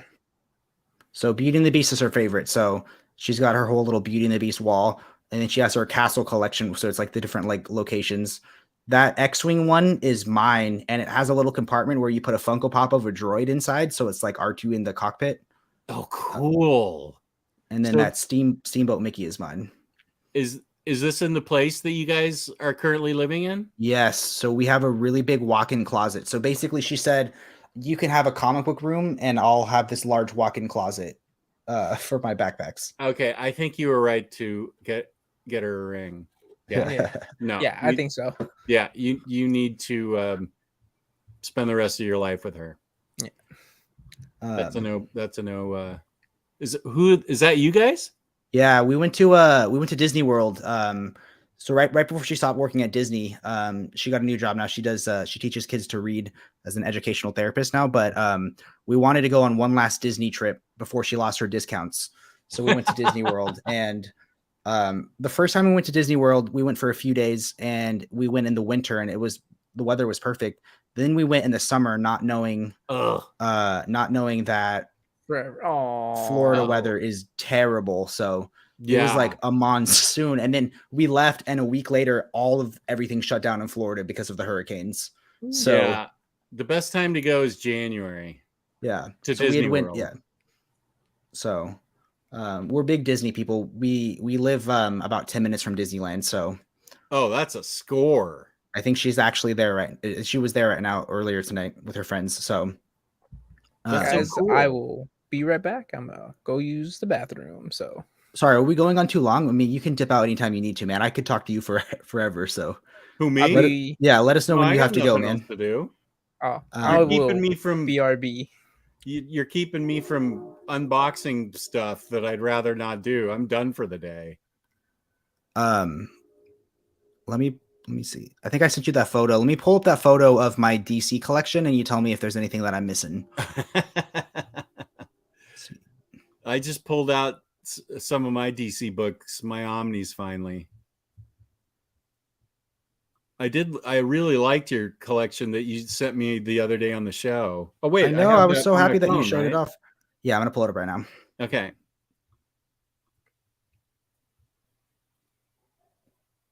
See if it's even legible at all. So I'll walk you through my process on how I collected them or how I organized them. And I might change it because I didn't leave enough room for... Okay. So I start with absolutes. Yeah. You got New Frontier. Good. That's my favorite. Absolute, New Frontier, and All-Star Superman are like my two favorites. Good. Good choices. getting the Crisis Absolute was like I was on the most. It was Christmas Day. I was working at the day after Christmas. I was working at Best Buy, and I was just in a brutal bidding war like all day long to get the Crisis Absolute. The Sandmans are my favorite though. I changed it around though because I realized that I put Superman in the All-Star Superman in the S section, but I moved Doomsday Clock because these are alphabetized. I moved Doomsday Clock and put it after Watchmen because it's chronological. So they look nice together. That makes sense. And then I have Animal Man by Morrison, Animal Man by Lemire, and then I have Batman in chronological order. So he starts with the Loeb, and then I'm gonna get I have the Man Who Laughs Deluxe coming in. So then I have this might give Jess more. Oh, sorry, there's James. What's up, James? James sent me the funniest, very fine condition gifts today that he created from the show today. Oh, we got to see him. Yeah. Now that I have them in my possession, I will definitely be showing them on my show. So I got all my Batman Omnis. Do you have Batman Eternal in there? That's the only one I don't have, and it went on sale on In Stock Trades yesterday with Justice. My 2 whales went on stock, and I missed the notification. I'm crushed. That's the only Batman omnibus that Jordan has that I don't.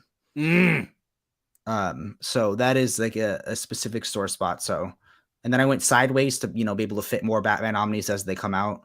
Here you can see I like that look. I'm going to definitely do that. Because if you look here, when I get another Absolute, I'm screwed. I'm going to have to reorganize every book that I have. Yeah. And then I have Batman by King, and then the current Batman run. Okay, that looks good. This is like my Crisis box. Okay. 0 hour. So Metal will go next to Flashpoint. Doom Patrol, then Gotham, Green Lantern, Green Arrow, Justice League. I have to read that Justice League International book. Taylor Mitchell made me buy it.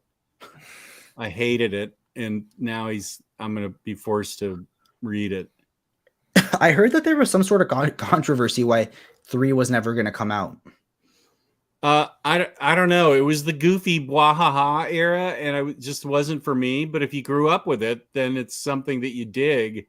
And so he seems to think that I'm really going to like it. And so I said, okay, that was definitely in the stack of shame because I had not gotten to it yet. So yeah, that's and then I have another bookshelf where I keep all my trades and like my random things like that. Okay. So this is just your hardcover shelf. Yeah. The only thing I have that's not in hardcover is I have the Cape Crusader, just because it's in the chronological section of Batman. What is it now? I have the Cape Crusader trades. Okay. So it goes Cape Crusader, and then A Death in the Family. Where's my Batman year? Oh, there I have my deluxe Batman year one. Yeah. So the only paperbacks I have on here are the Cape Crusader, and that's just because I want my Batman in chronological order, and they've never been collected anything else. Yeah. That looks good. I know, and I have space, but I should have left more space in the Absolute section. I'm going to probably rearrange. Oh, yeah, you're going to have to rearrange, but that's okay. That's part of the fun. I was so tempted. I was so tempted to get the Invincible hardcover that they released yesterday. Those are the compendiums, yeah. Yeah, they just released a hardcover compendium 1 yesterday, so I was really tempted on that. Oh, you got Planetary. That's good. Question. That's good. Do you have the Authority? I don't. Oh, you need to get the Authority. Jake, I hope you have been writing a list down since the beginning of all the in stock and out of stock books you're going to have to buy. I think the Authority is still in stock. That's one of the books that I actually have unpacked. Yeah, here it is. That's one of Warren Ellis's best, along with Planetary. I love that picture. That's fun. It was a good time. I think someone shouted out Mexican Donald earlier. Nice Mexican Donald. Oh, that's what that was. But yeah, so I think I like the idea of going going alphabetical and then chronological. So like putting my Batmans in chronological and then like doing Crisis, but then doing that chronological. So kind of the method that I went with, if that gives you any ideas on how to arrange your books. Let's see where Authority is at. Is it an omnibus? Is it absolutes? I wouldn't get the absolutes. I mean, you can, but I'd rather I feel like it reads better as one book, so I have the Omni. But if you'd rather have it in absolute form, I think there's 2 volumes, so it's cheaper to get the omnibus. Mm-hmm. Let me see. Is it in stock? Let's see. 124 on Amazon. Yikes. Yikes. That's probably cover price. You could probably do better on eBay if it's out of print. Yeah, it looks like Abe's Books is selling it used for $79.75. That's where I bought the other one, the Batman Book 3, Dark Knight Detective. They have hardcover. $250 or whatever you paid. No. That one was cover price. I had to go on eBay for the $100. Oh. That was rough. I'll see what they have for Authority. I'll do some browsing. It looks expensive right now in terms of maybe it's out of print or something, or it's cover price. It's almost out of print, but Jess, it's out of print. Hardcover. Only one left in stock. $124. Well, yikes! I think I can hold off. I'd go on eBay. Yeah, I'll browse. Yeah, browse on eBay to see. I've been using now I'll probably use the Discord, but I've been using Reddit has a comic swap. So you basically I've heard about that. So I've had some good success on some books, and everyone seems pretty cool. Oh yeah. I know I can check. Let me see this. So I did a Reddit post on the comic book Omnibus Collectors and to ask if people had any questions for when we interview you. Let me see. Did anybody even respond? Yes. So let me pull it up right now. Okay, it's sold recently for $89, brand new, sealed, on eBay. So okay, you should be able to get a good better deal than on it. That's a good deal for the Authority. Okay, so one person had a review of your channel, which I thought was nice. He said it was kind of like, it started as kind of like a negative review on Omar and then turned to Omnidog, on the other hand, seems to be more on his own with no corporate attachment. So I tend to value his opinion a lot more. Wow. Where was this? This is on the Omnibus Collectors Reddit. So I mentioned how we're interviewing you and we're going to try to interview Omar in March and ask people if they had any questions. So you get a lot of people that are like, so one person said, I know they have better connections with Marvel, but if you could ask if they have any types of updates, positive or negative, regarding DC Omnis going forward, I would appreciate it. Let's hope there are any. I know, right? Get the ones you can while you can, because I don't know that they're going to be reprinting anything. Although they just reprinted Sleeper, which was amazing. That's another book that's great. I thought about that one. I mean, it's a good price, and you know, it looked like a fun one and done. Someone wanted to know, I'd like to hear opinions on Boom Studios Kickstarter campaigns. If you have any knowledge on that.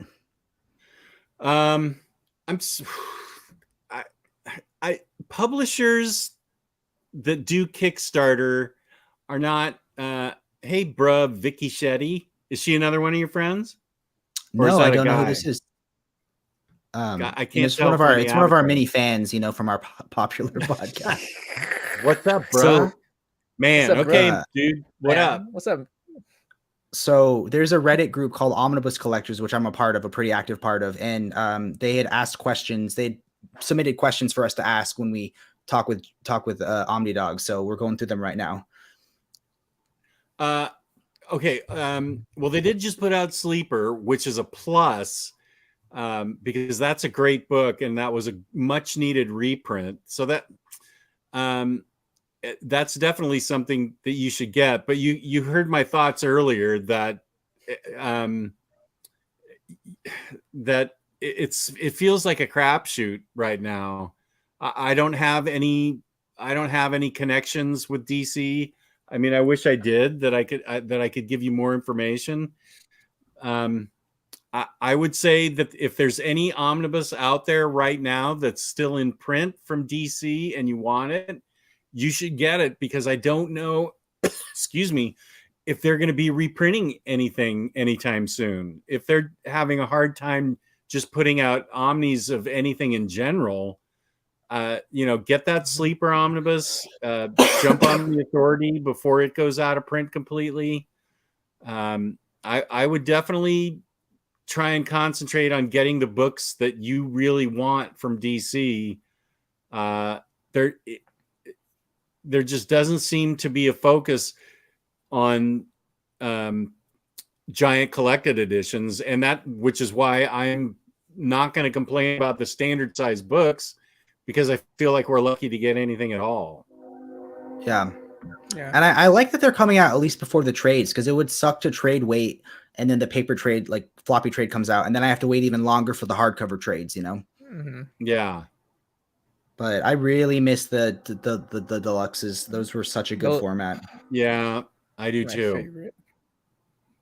Like, I tell myself what's nice about them is I won't have to buy the omnibus, but I know that when the omnibus comes out, I'm gonna buy it.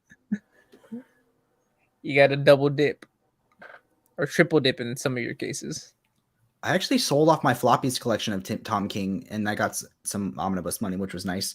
Do you have any opinions on Boom Studios Kickstarters? I don't really know what that is. Yeah, Boom did something last year. The first one I paid attention to was they put out a Kickstarter for all of Mark Waid's Incorruptible, Irredeemable, and Insufferable, all in standard size hardcover form. And at first I was like, okay, I only have Incorruptible in softcover, and I've only got Insufferable in trade paperback. So yeah, I'm going to do this for like $250. And then I immediately regretted it. And I thought, I'm not going to do this. First of all, it's Boom. What are they doing having a Kickstarter? Kickstarter, I think, should be for the smaller independent guys to try and creator owned. Yeah, to try and get their books published. Boom could put those things out, and they will. I mean, people will get their signed Mark Waid golden edged editions, and that'll be great. They'll get their money's worth, but they're also probably going to release those out in, well, I don't know for sure, but I would assume they'd release those versions out onto the direct market. Yeah, I don't either, James.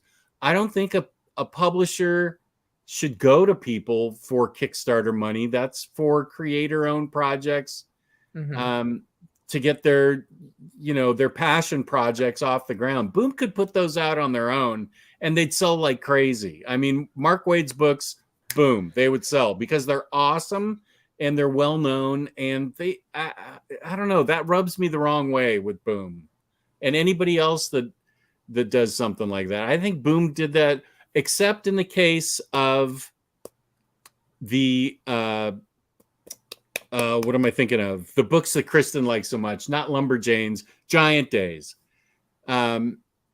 because they didn't finish off the deluxe versions of Giant Days, and they gave you the option to finish off the deluxe versions, which I think it was, yearbook editions or whatever they were called. And so Kristen's going to do that because she wants them all uniform, and I don't blame her.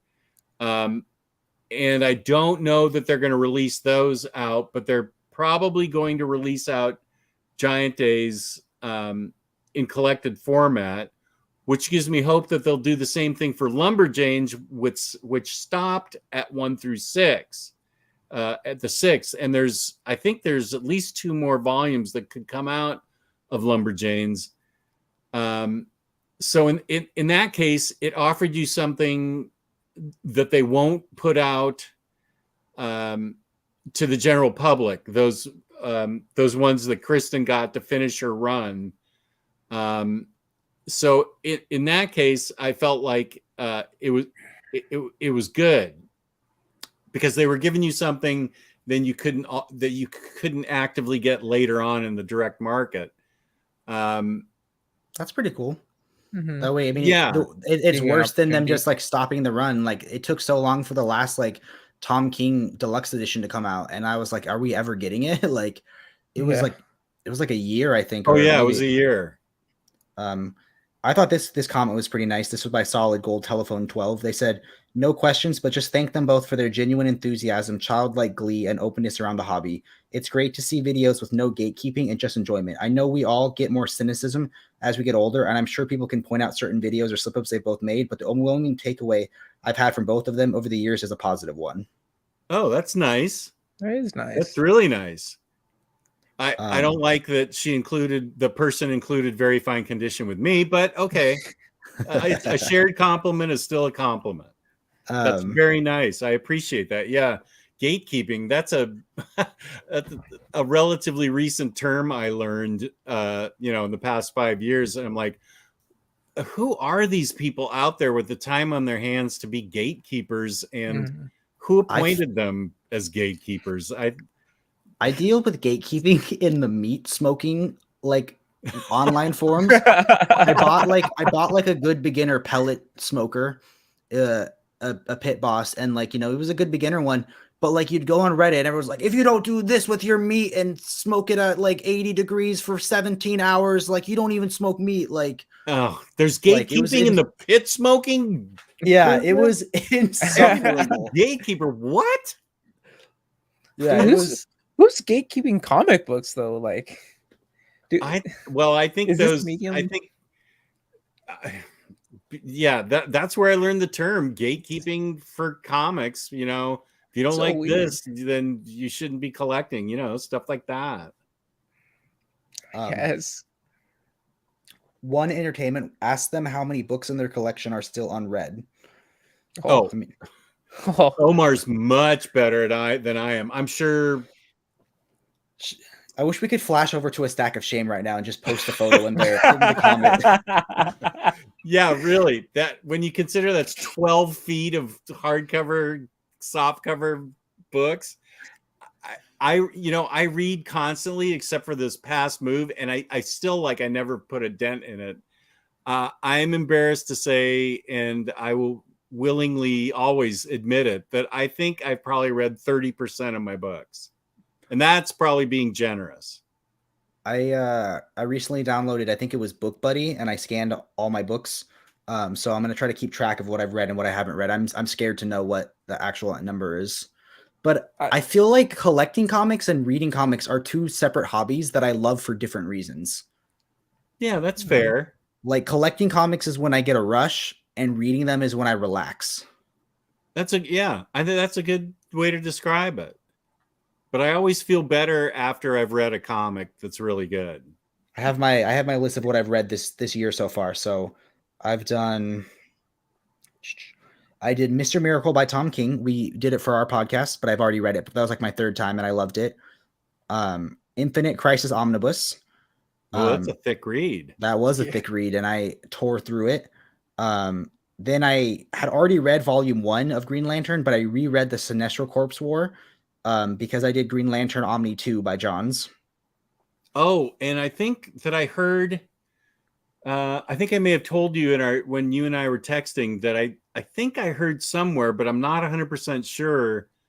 But somebody at some con was saying they're thinking, well, this is DC now, but they were going to put out Green Lantern Corps Omnis. Oh, that'd be awesome. Yeah, because I had mine custom bound from the trades, and that makes it a great read with Green Lantern by Jeff Johns because they feed off of each other, and it makes for a more complete reading experience when you read them together. Two giant Omnis there on your lap. I was going back and forth, and I think we had texted about buying the Blackest Night Omnibus or not, and I decided that I was going to read it first in Green Lantern 2, and if I liked it, then I would decide if I was going to buy it. And I loved it, but I feel like, I'm trying to go down some more Marvel books first, but I really enjoyed Blackest Night. I will say, as far as event books go, Blackest Night is a really strong event book. Even the tie-ins are really good. I can't say the same for Brightest Day, but for Blackest Night, the whole thing is really good. I thought it was really interesting. I still think I liked Sinestro Corps War better, but Blackest Night I thought was really good. Yeah. I can't say enough about Jeff Johns and what he did to Green Lantern. He just made it so much more interesting. The whole concept of everything with the emotional spectrum and everything. I mean, that was him at his peak, I think, the peak of his powers. Damn, I'm feeling left out. It's a series I haven't read yet. Dude, Do you you gotta own read it? it, man. I know. I don't. I think they're still in print. Yeah, they're pretty evergreen. Okay. Yeah, that's even if you're not, even if you're I would say Green maybe Lantern even newbie. just the first two, like just the first two, I feel like get you like the meat and potatoes of it, but they're really worth watching. I mean, if you want to borrow one of them and read it and then decide if you want to get them, they're really good. I'll probably borrow first, give it a read. I've heard nothing but good things out of Jeff Johns' Green Lantern run, so Yeah, it's great. I think it was groundbreaking.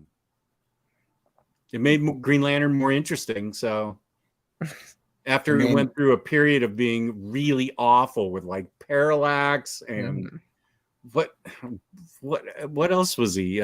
Spectre. Yeah. Yeah. And I love how like he doesn't pretend that didn't exist. Like he comes up with Right. a reason and he like makes it like kind of interesting, and then kind of fucks over Guy Gardner a little bit. I feel like well, that's he okay becomes with me. I hate Guy Gardner. Oh, not Guy Gardner. Sorry, I meant Kyle Rayner. Like because I feel like they take away what made him special, and then they make him Parallax for a little bit, and then but I think Hal Jordan is my favorite Green Lantern, so I was okay with that. The Sinestro Corp War, though, I think is my favorite portion of it, because I when I reread Infinite Crisis, I was trying to think, like, because it ends with Superboy Prime going to the Green Lanterns, and I was like, I thought Superboy Prime did a lot more stuff. Like I was remembering all the parts of Sinestro Corp War, and I was like, oh, I got to reread Sinestro Corp War. I think I like that. All like my favorite, because I've left Infinite Crisis feeling like I was missing something. Oh, okay. I don't think I put that together. Yeah. So because they bring back Superboy Prime, and he does a lot of really cool stuff in Sinestro Corp War. So I thought that was Infinite Crisis because it had been a while since I had read it, but yeah, it was a good read. So next will be my Daredevil, which I'm excited about, and then I got my Brew Baker. Jordan, what are you going to read next? Oh, I've been on a literature-based reading for the most part, in all honesty. You mean prose? No. I've been chilling on comic books for a little bit. I have been reading. I did read Nightwing, Volume 1 and 2 by Tom Taylor. Good. I read Mr. Miracle for the podcast as well. And then I read Animal Man. But mostly I've been reading literature books. So like what have I read so far this year? Let's see. I read The Road. I read The Road, Tenders the Flesh, Jurassic Park, Andre's Dream of Electric Sheep, and then There Were None. That's a good book. And then I'm reading 2 books right now. I mostly read on my Kindle. Okay. But, comic books, I might finish Animal Man just to finish out the series. It's very interesting. I don't want to see how it goes further, because finishing part 1, I kind of left me going, how can they wrap it up? Yeah. Like, how is 13 issues enough to finish what they've started here? But right. I'd like to see more commitment from you, Jordan. I know, right? What are you doing here? I feel like you're only reading what we're going to talk about on the podcast, and that makes it feel like you think it's a chore. Are you a comic reader or not? What's going on here? I love comic books. Just my goal this year, I committed, is I'm reading 52 books in 52 weeks. Oh, okay. Jake said that comic books should count, and I said, depends on the comic. So you mean floppies should count? Well, that's a good discussion. Should floppies count? Because I don't think so. They're very quick. But I was thinking maybe like more like an omnibus would count towards my goal. I feel like it's got to at least be a graphic novel to count. Yeah. Like I feel like you could reading 52 books could be completed by reading 52, and then you're done for the year. Which is another book that I want to read this year, because I want to read Final Crisis. I know the story of Final Crisis. I haven't read Final Crisis. Is Final Crisis Legion of Three Worlds in the omnibus? I don't know. Google. Tyler, is Legion of Three Worlds in the Final Crisis Omni? Because I remember I have the hardcover of that, because I feel like Batman maybe it versus wasn't Superman. included. Okay, yes. Final Crisis Legion of Three Worlds 1 through 5, which I have never read, so maybe I'll read that next. Yeah, that's good. Okay. And for 52 stories. And for 52 stories. That's a good one. Instead of 52 books, it's 52 stories. I could not possibly read 52 Omnis in a year. I don't think I could either. I'm still chugging along through Road to No Man's Land. Not even No Man's Land. Still building up to the event. Yeah, I kept my trades for that one. I think my speed on reading, like, it's just so much easier to read modern comics. I feel like when I'm reading like something older, it just takes me a lot longer to get through it. Absolutely. I don't know if that, like, if they were more wordy or what, but like I tore through Infinite Crisis and Green Lantern like so fast, and then Miracle Man, which was way smaller, like took me like, you know, a couple days to get through. But I thought it was good. Yes, I only have the hardcover Legion, but it's a great follow-up to John's Action Comics and Infinite Crisis run. So I have I have 52 that I want to read. 52, maybe 7 Soldiers. Oh, that's so good. And then I hope my plan is to get through New Gods and then read Final Crisis. So comic book goals, I want to finish Final Crisis. That way I think that was a thing I recently got over. I think I was getting choice anxiety with books, and I was trying to explain it to my girlfriend because she was like, just read one. And I'm like, you don't get it. Picking one means I got to read like 5 more books in order after it. And so I'm not just choosing one book, I'm choosing my next 10 books. Yeah. But then I was like, screw it. I don't care about the order. I'm just going to read what I want to read. And it's been so liberating since I did that, because it's too much pressure when you're like, I got to read Road to No Man's Land, and then No Man's Land 1, and then No Man's Land 2. You know, it's just like, it makes it kind of feel like a chore when it should just be relaxing. Yeah. I totally get you have to sit down. You have to really be dedicated if you want to read, you know, Road to No Man's Land and then all the way through to the end. You just have to say, okay, I'm going to do this. Mm-hmm. But if you just pick up Batman Hush or something, it's going to be all done, and it's and I will go to my grave saying that Absolute Hush is one of my favorite books ever. So everybody else can F themselves that doesn't Absolute like Hush and Absolute Justice are the 2 absolutes that I want so badly. Hush was my first absolute. I want Hush as a deluxe edition, which is out of fucking stock right now. Is it out of print or just it's just out of stock? It's out of print because they only released the deluxe for the 15th anniversary and then the 20th anniversary. And they re-released it as a standard size hardcover. Hey, but that omnibus might still come out someday, right? Oh, shut up. Here's a book you do not want to get.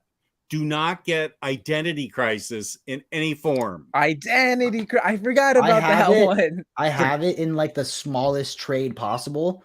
Get rid of it. Just because, I don't really like it. It's awful. And that's one book that I read it first and thought I enjoyed it. And then I read it again and I said, why is this in my collection? Yes, there it is. Yeah. Oh, that was just, oh my gosh, not a good book at all. It was an infuriating book. Okay, so let's switch gears here for a second and talk about t-shirts. When are we getting our Omnidog t-shirts?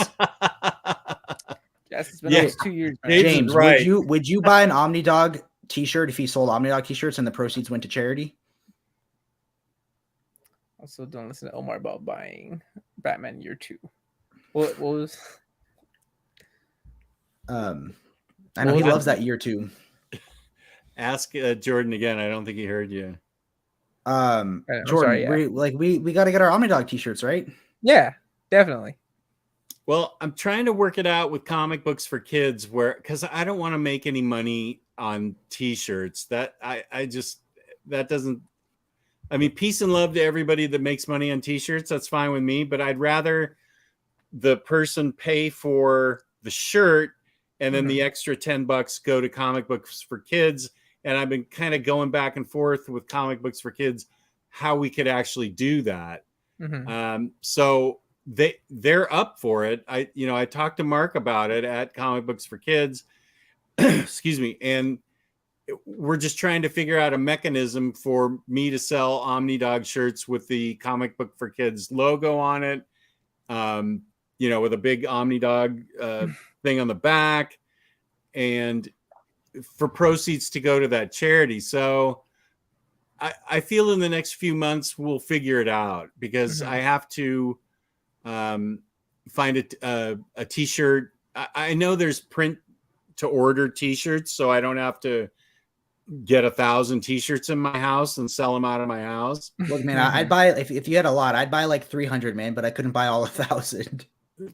Well, yeah, I don't want to. I also don't want to invest my own money in 300 t-shirts if 15 people want them. So it'd be better if it was like a made to order thing. I think maybe TeePublic does that.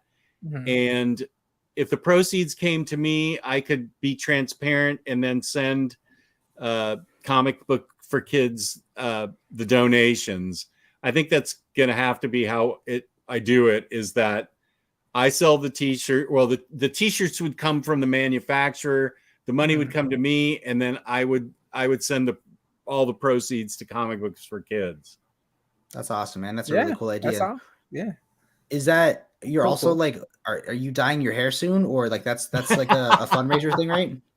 Well, if James wants to put in the chat my poll for. Well, that's true. I do have a lot. I have a shocking number of international fans. I'm shocked by it. How many?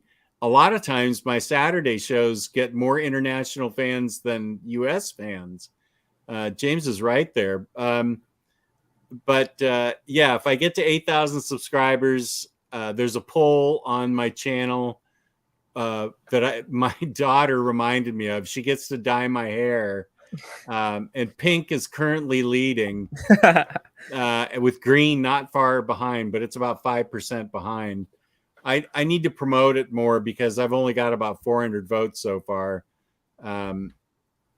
So I think this year it's possible. By the end of the year I could hit 8,000, and I will totally dye my hair, and I'm even willing to dye my beard if that makes it look even goofier. That was my next question. Color that gets number 2. Sorry. So if say purple wins, you'll dye your hair purple, and if green gets second place, that's what your beard is. I feel like the Joker almost there, but I mean, I'll do whatever the fans want because I have absolutely no shame. I like making fun of myself, and I don't care. I have no problem with pink hair. That reminded me of the Wonder Woman picture that Jake showed me. Oh, of me? Yeah. Yeah, that was a fundraiser for Comic Books for Kids. After you sent me the photo, I sent it to Jordan with no context. That's funny. Yeah, we raised $800 through that. Lou and I did by dressing up. Lou dressed up as Harley Quinn, I think, or Supergirl. I can't remember which. And I was Wonder Woman. Yeah, my goal is to lose enough weight to fit back into that Wonder Woman costume. But yeah, I need to promote the poll more on my channel. Damn, that's cool. Are you close to 8,000, or is it going to be? Is it going to take you like? I think I'm about 500 away. So I obviously that's a reflection on the fact that I haven't been making videos recently. I think if I get more consistent again, putting out videos, that I'll get more new subscribers. Oh yeah, that's awesome. Little bit under 500 away. You're subscribed, right, Jordan? Of course. You're at 7.53K, or at least that's what it tells me on here. So I need 470? Something like that. Yeah, 470. Okay, I can get that. I just need to put out more. 469. I'll make my girlfriend Jess subscribe tonight when she gets home. Okay, good. And make her vote in the poll. It's under my community tab on my channel. I'm gonna go vote right now. Let me see what the options are. I know I haven't voted either. What are you gonna vote for, Jordan? I don't know. I kind of like. Are you like red? Oh, you see the? Are you seeing the poll now? Yes, yeah. I foolishly promised my daughter I'd have my. Okay. I'm gonna go purple. That's a strong color. I went with the least popular one. But What one was that? almost. Red. Red. Oh, ooh, red would stand out. Yeah. I feel like red, you have to make sure it's not like an auburn, you know what I mean? Like it has to be a really like not like you're trying to look like you have auburn hair, because the other colors are wacky, so everyone knows you're doing something fun. Well, here's the thing with red is that once the red starts to fade, it's gonna be pink anyways. Is that how hair dye works? I dyed my hair when I was like 13. I went black hair with frosted tips so I could make a faux hawk, and the faux hawk was blonde, but the hair was black. That was me trying to be cool in it was a junior choice. high. It was a choice. I had Iron Maiden high top Vans. Oh, hey, that goes hard though. That does go hard. I love Iron Maiden, one of my favorite. Yeah. Were you sad to see the records part, or are you happy to have all the space? My albums? Yeah, your albums. Well, I still have a ton of them that I need to go through. Even though I sold like 1,500, I think I brought over about 1,000. So I still need to do some weeding out. The others were no-brainers that I knew people were going to like. They were all like classic rock, and I knew that those would be the ones that would sell. Like my ambient music stuff, nobody even knows about, so they're not going to buy that at an estate sale, but online they might. So I'm currently weeding through because I do have much more limited space for albums. So I'm not sorry about what I sold. I'm having trouble pulling things now between, it's not so obvious now about what I want to sell. I have to sell some stuff. It's not all as easy as Cloak and Dagger Volume 1. No, I wish they were easy like that. But yeah, that's my next thing for the next few days is because they're in the middle of the floor. And once I get those out of the middle of the floor, then I can start shelving some more books. Sounds like you got an IKEA trip coming up, man. Get more shelves, right? Yeah, next week. I'm excited because she brought it up and I had forgotten it. So that means I'm getting a shelf. Woo! Yay! You gonna get a Calyx or something else? I feel like there's really only room for one more tall Billy with the extension, which that should be enough because I got extra bookshelves here, and that should be enough. And I have the closet for the stacks of shame. So the ones that Galactus is guarding. Yeah. I want to see. I haven't seen a photo. I want to see a photo of what this Galactus looks like. Is it massive? Oh yeah, it's even bigger than the Sentinel. But I haven't. He's still in the box, and I just like shoved him in, closed the closet, and then tons of these book boxes went in front of it. So I haven't been able to open the closet yet. We'll get there someday. Yeah. But my wife has seen it in there because she opened it and looked at everything and said, okay, well, when you clear off this shelf, this is where your stacks of shame can go. So she knows it exists. And were you more scared for her to see the Omar box or see the Galactus? Galactus. Oh, yeah. And she's still, and that's how you know it's meant to be. She's still with you. Oh. Hopefully. I love that. That's fun. Definitely. Does she collect anything? Like, does she have any like collective tendencies? No, she's crafty. She likes to create things, but she doesn't really collect anything. Okay. No, we come from two different worlds in that one. Yeah. So alrighty, guys. I think it may be time to wrap up the podcast. Well, this has been great. I really appreciate it. It's been fun talking to you guys. Mm-hmm. I love this, man. It's been so long. Jess, let's make it sooner. Let's not make it almost 2 years. Yeah. Why don't we do it again 6 months from now? Heck yeah, let's do it. Okay. And then by then, Jake will have to have gotten all the books that you brought up today. Perfect. Yes, both in stock and not though. That's awesome, man. I also I might go to I don't have anything set in stone yet, but my two best friends, they moved to Washington, DC. I'm not sure if that's far away from where you live now. Oh, it's but 20 minutes away if traffic's okay. They've been hounding me to come visit them. So I might come sometime this year. So maybe we can link up for a day or something. Absolutely. That'd I'll be really take you fun. to Third Eye Comics. I would love that. And then But you awesome, can bring man. me a souvenir. Thank you, everyone. If you guys watch this, subscribe to his channel. Want to plug that really fast? Omnidog's Vault on YouTube and Omnidogs_Vault on Instagram. Thank you. Cool, man. And we'll see you again in 6 months. That's great. I look forward to it. Awesome, Jess. Tell Omar I think he sucks. Yeah. I will.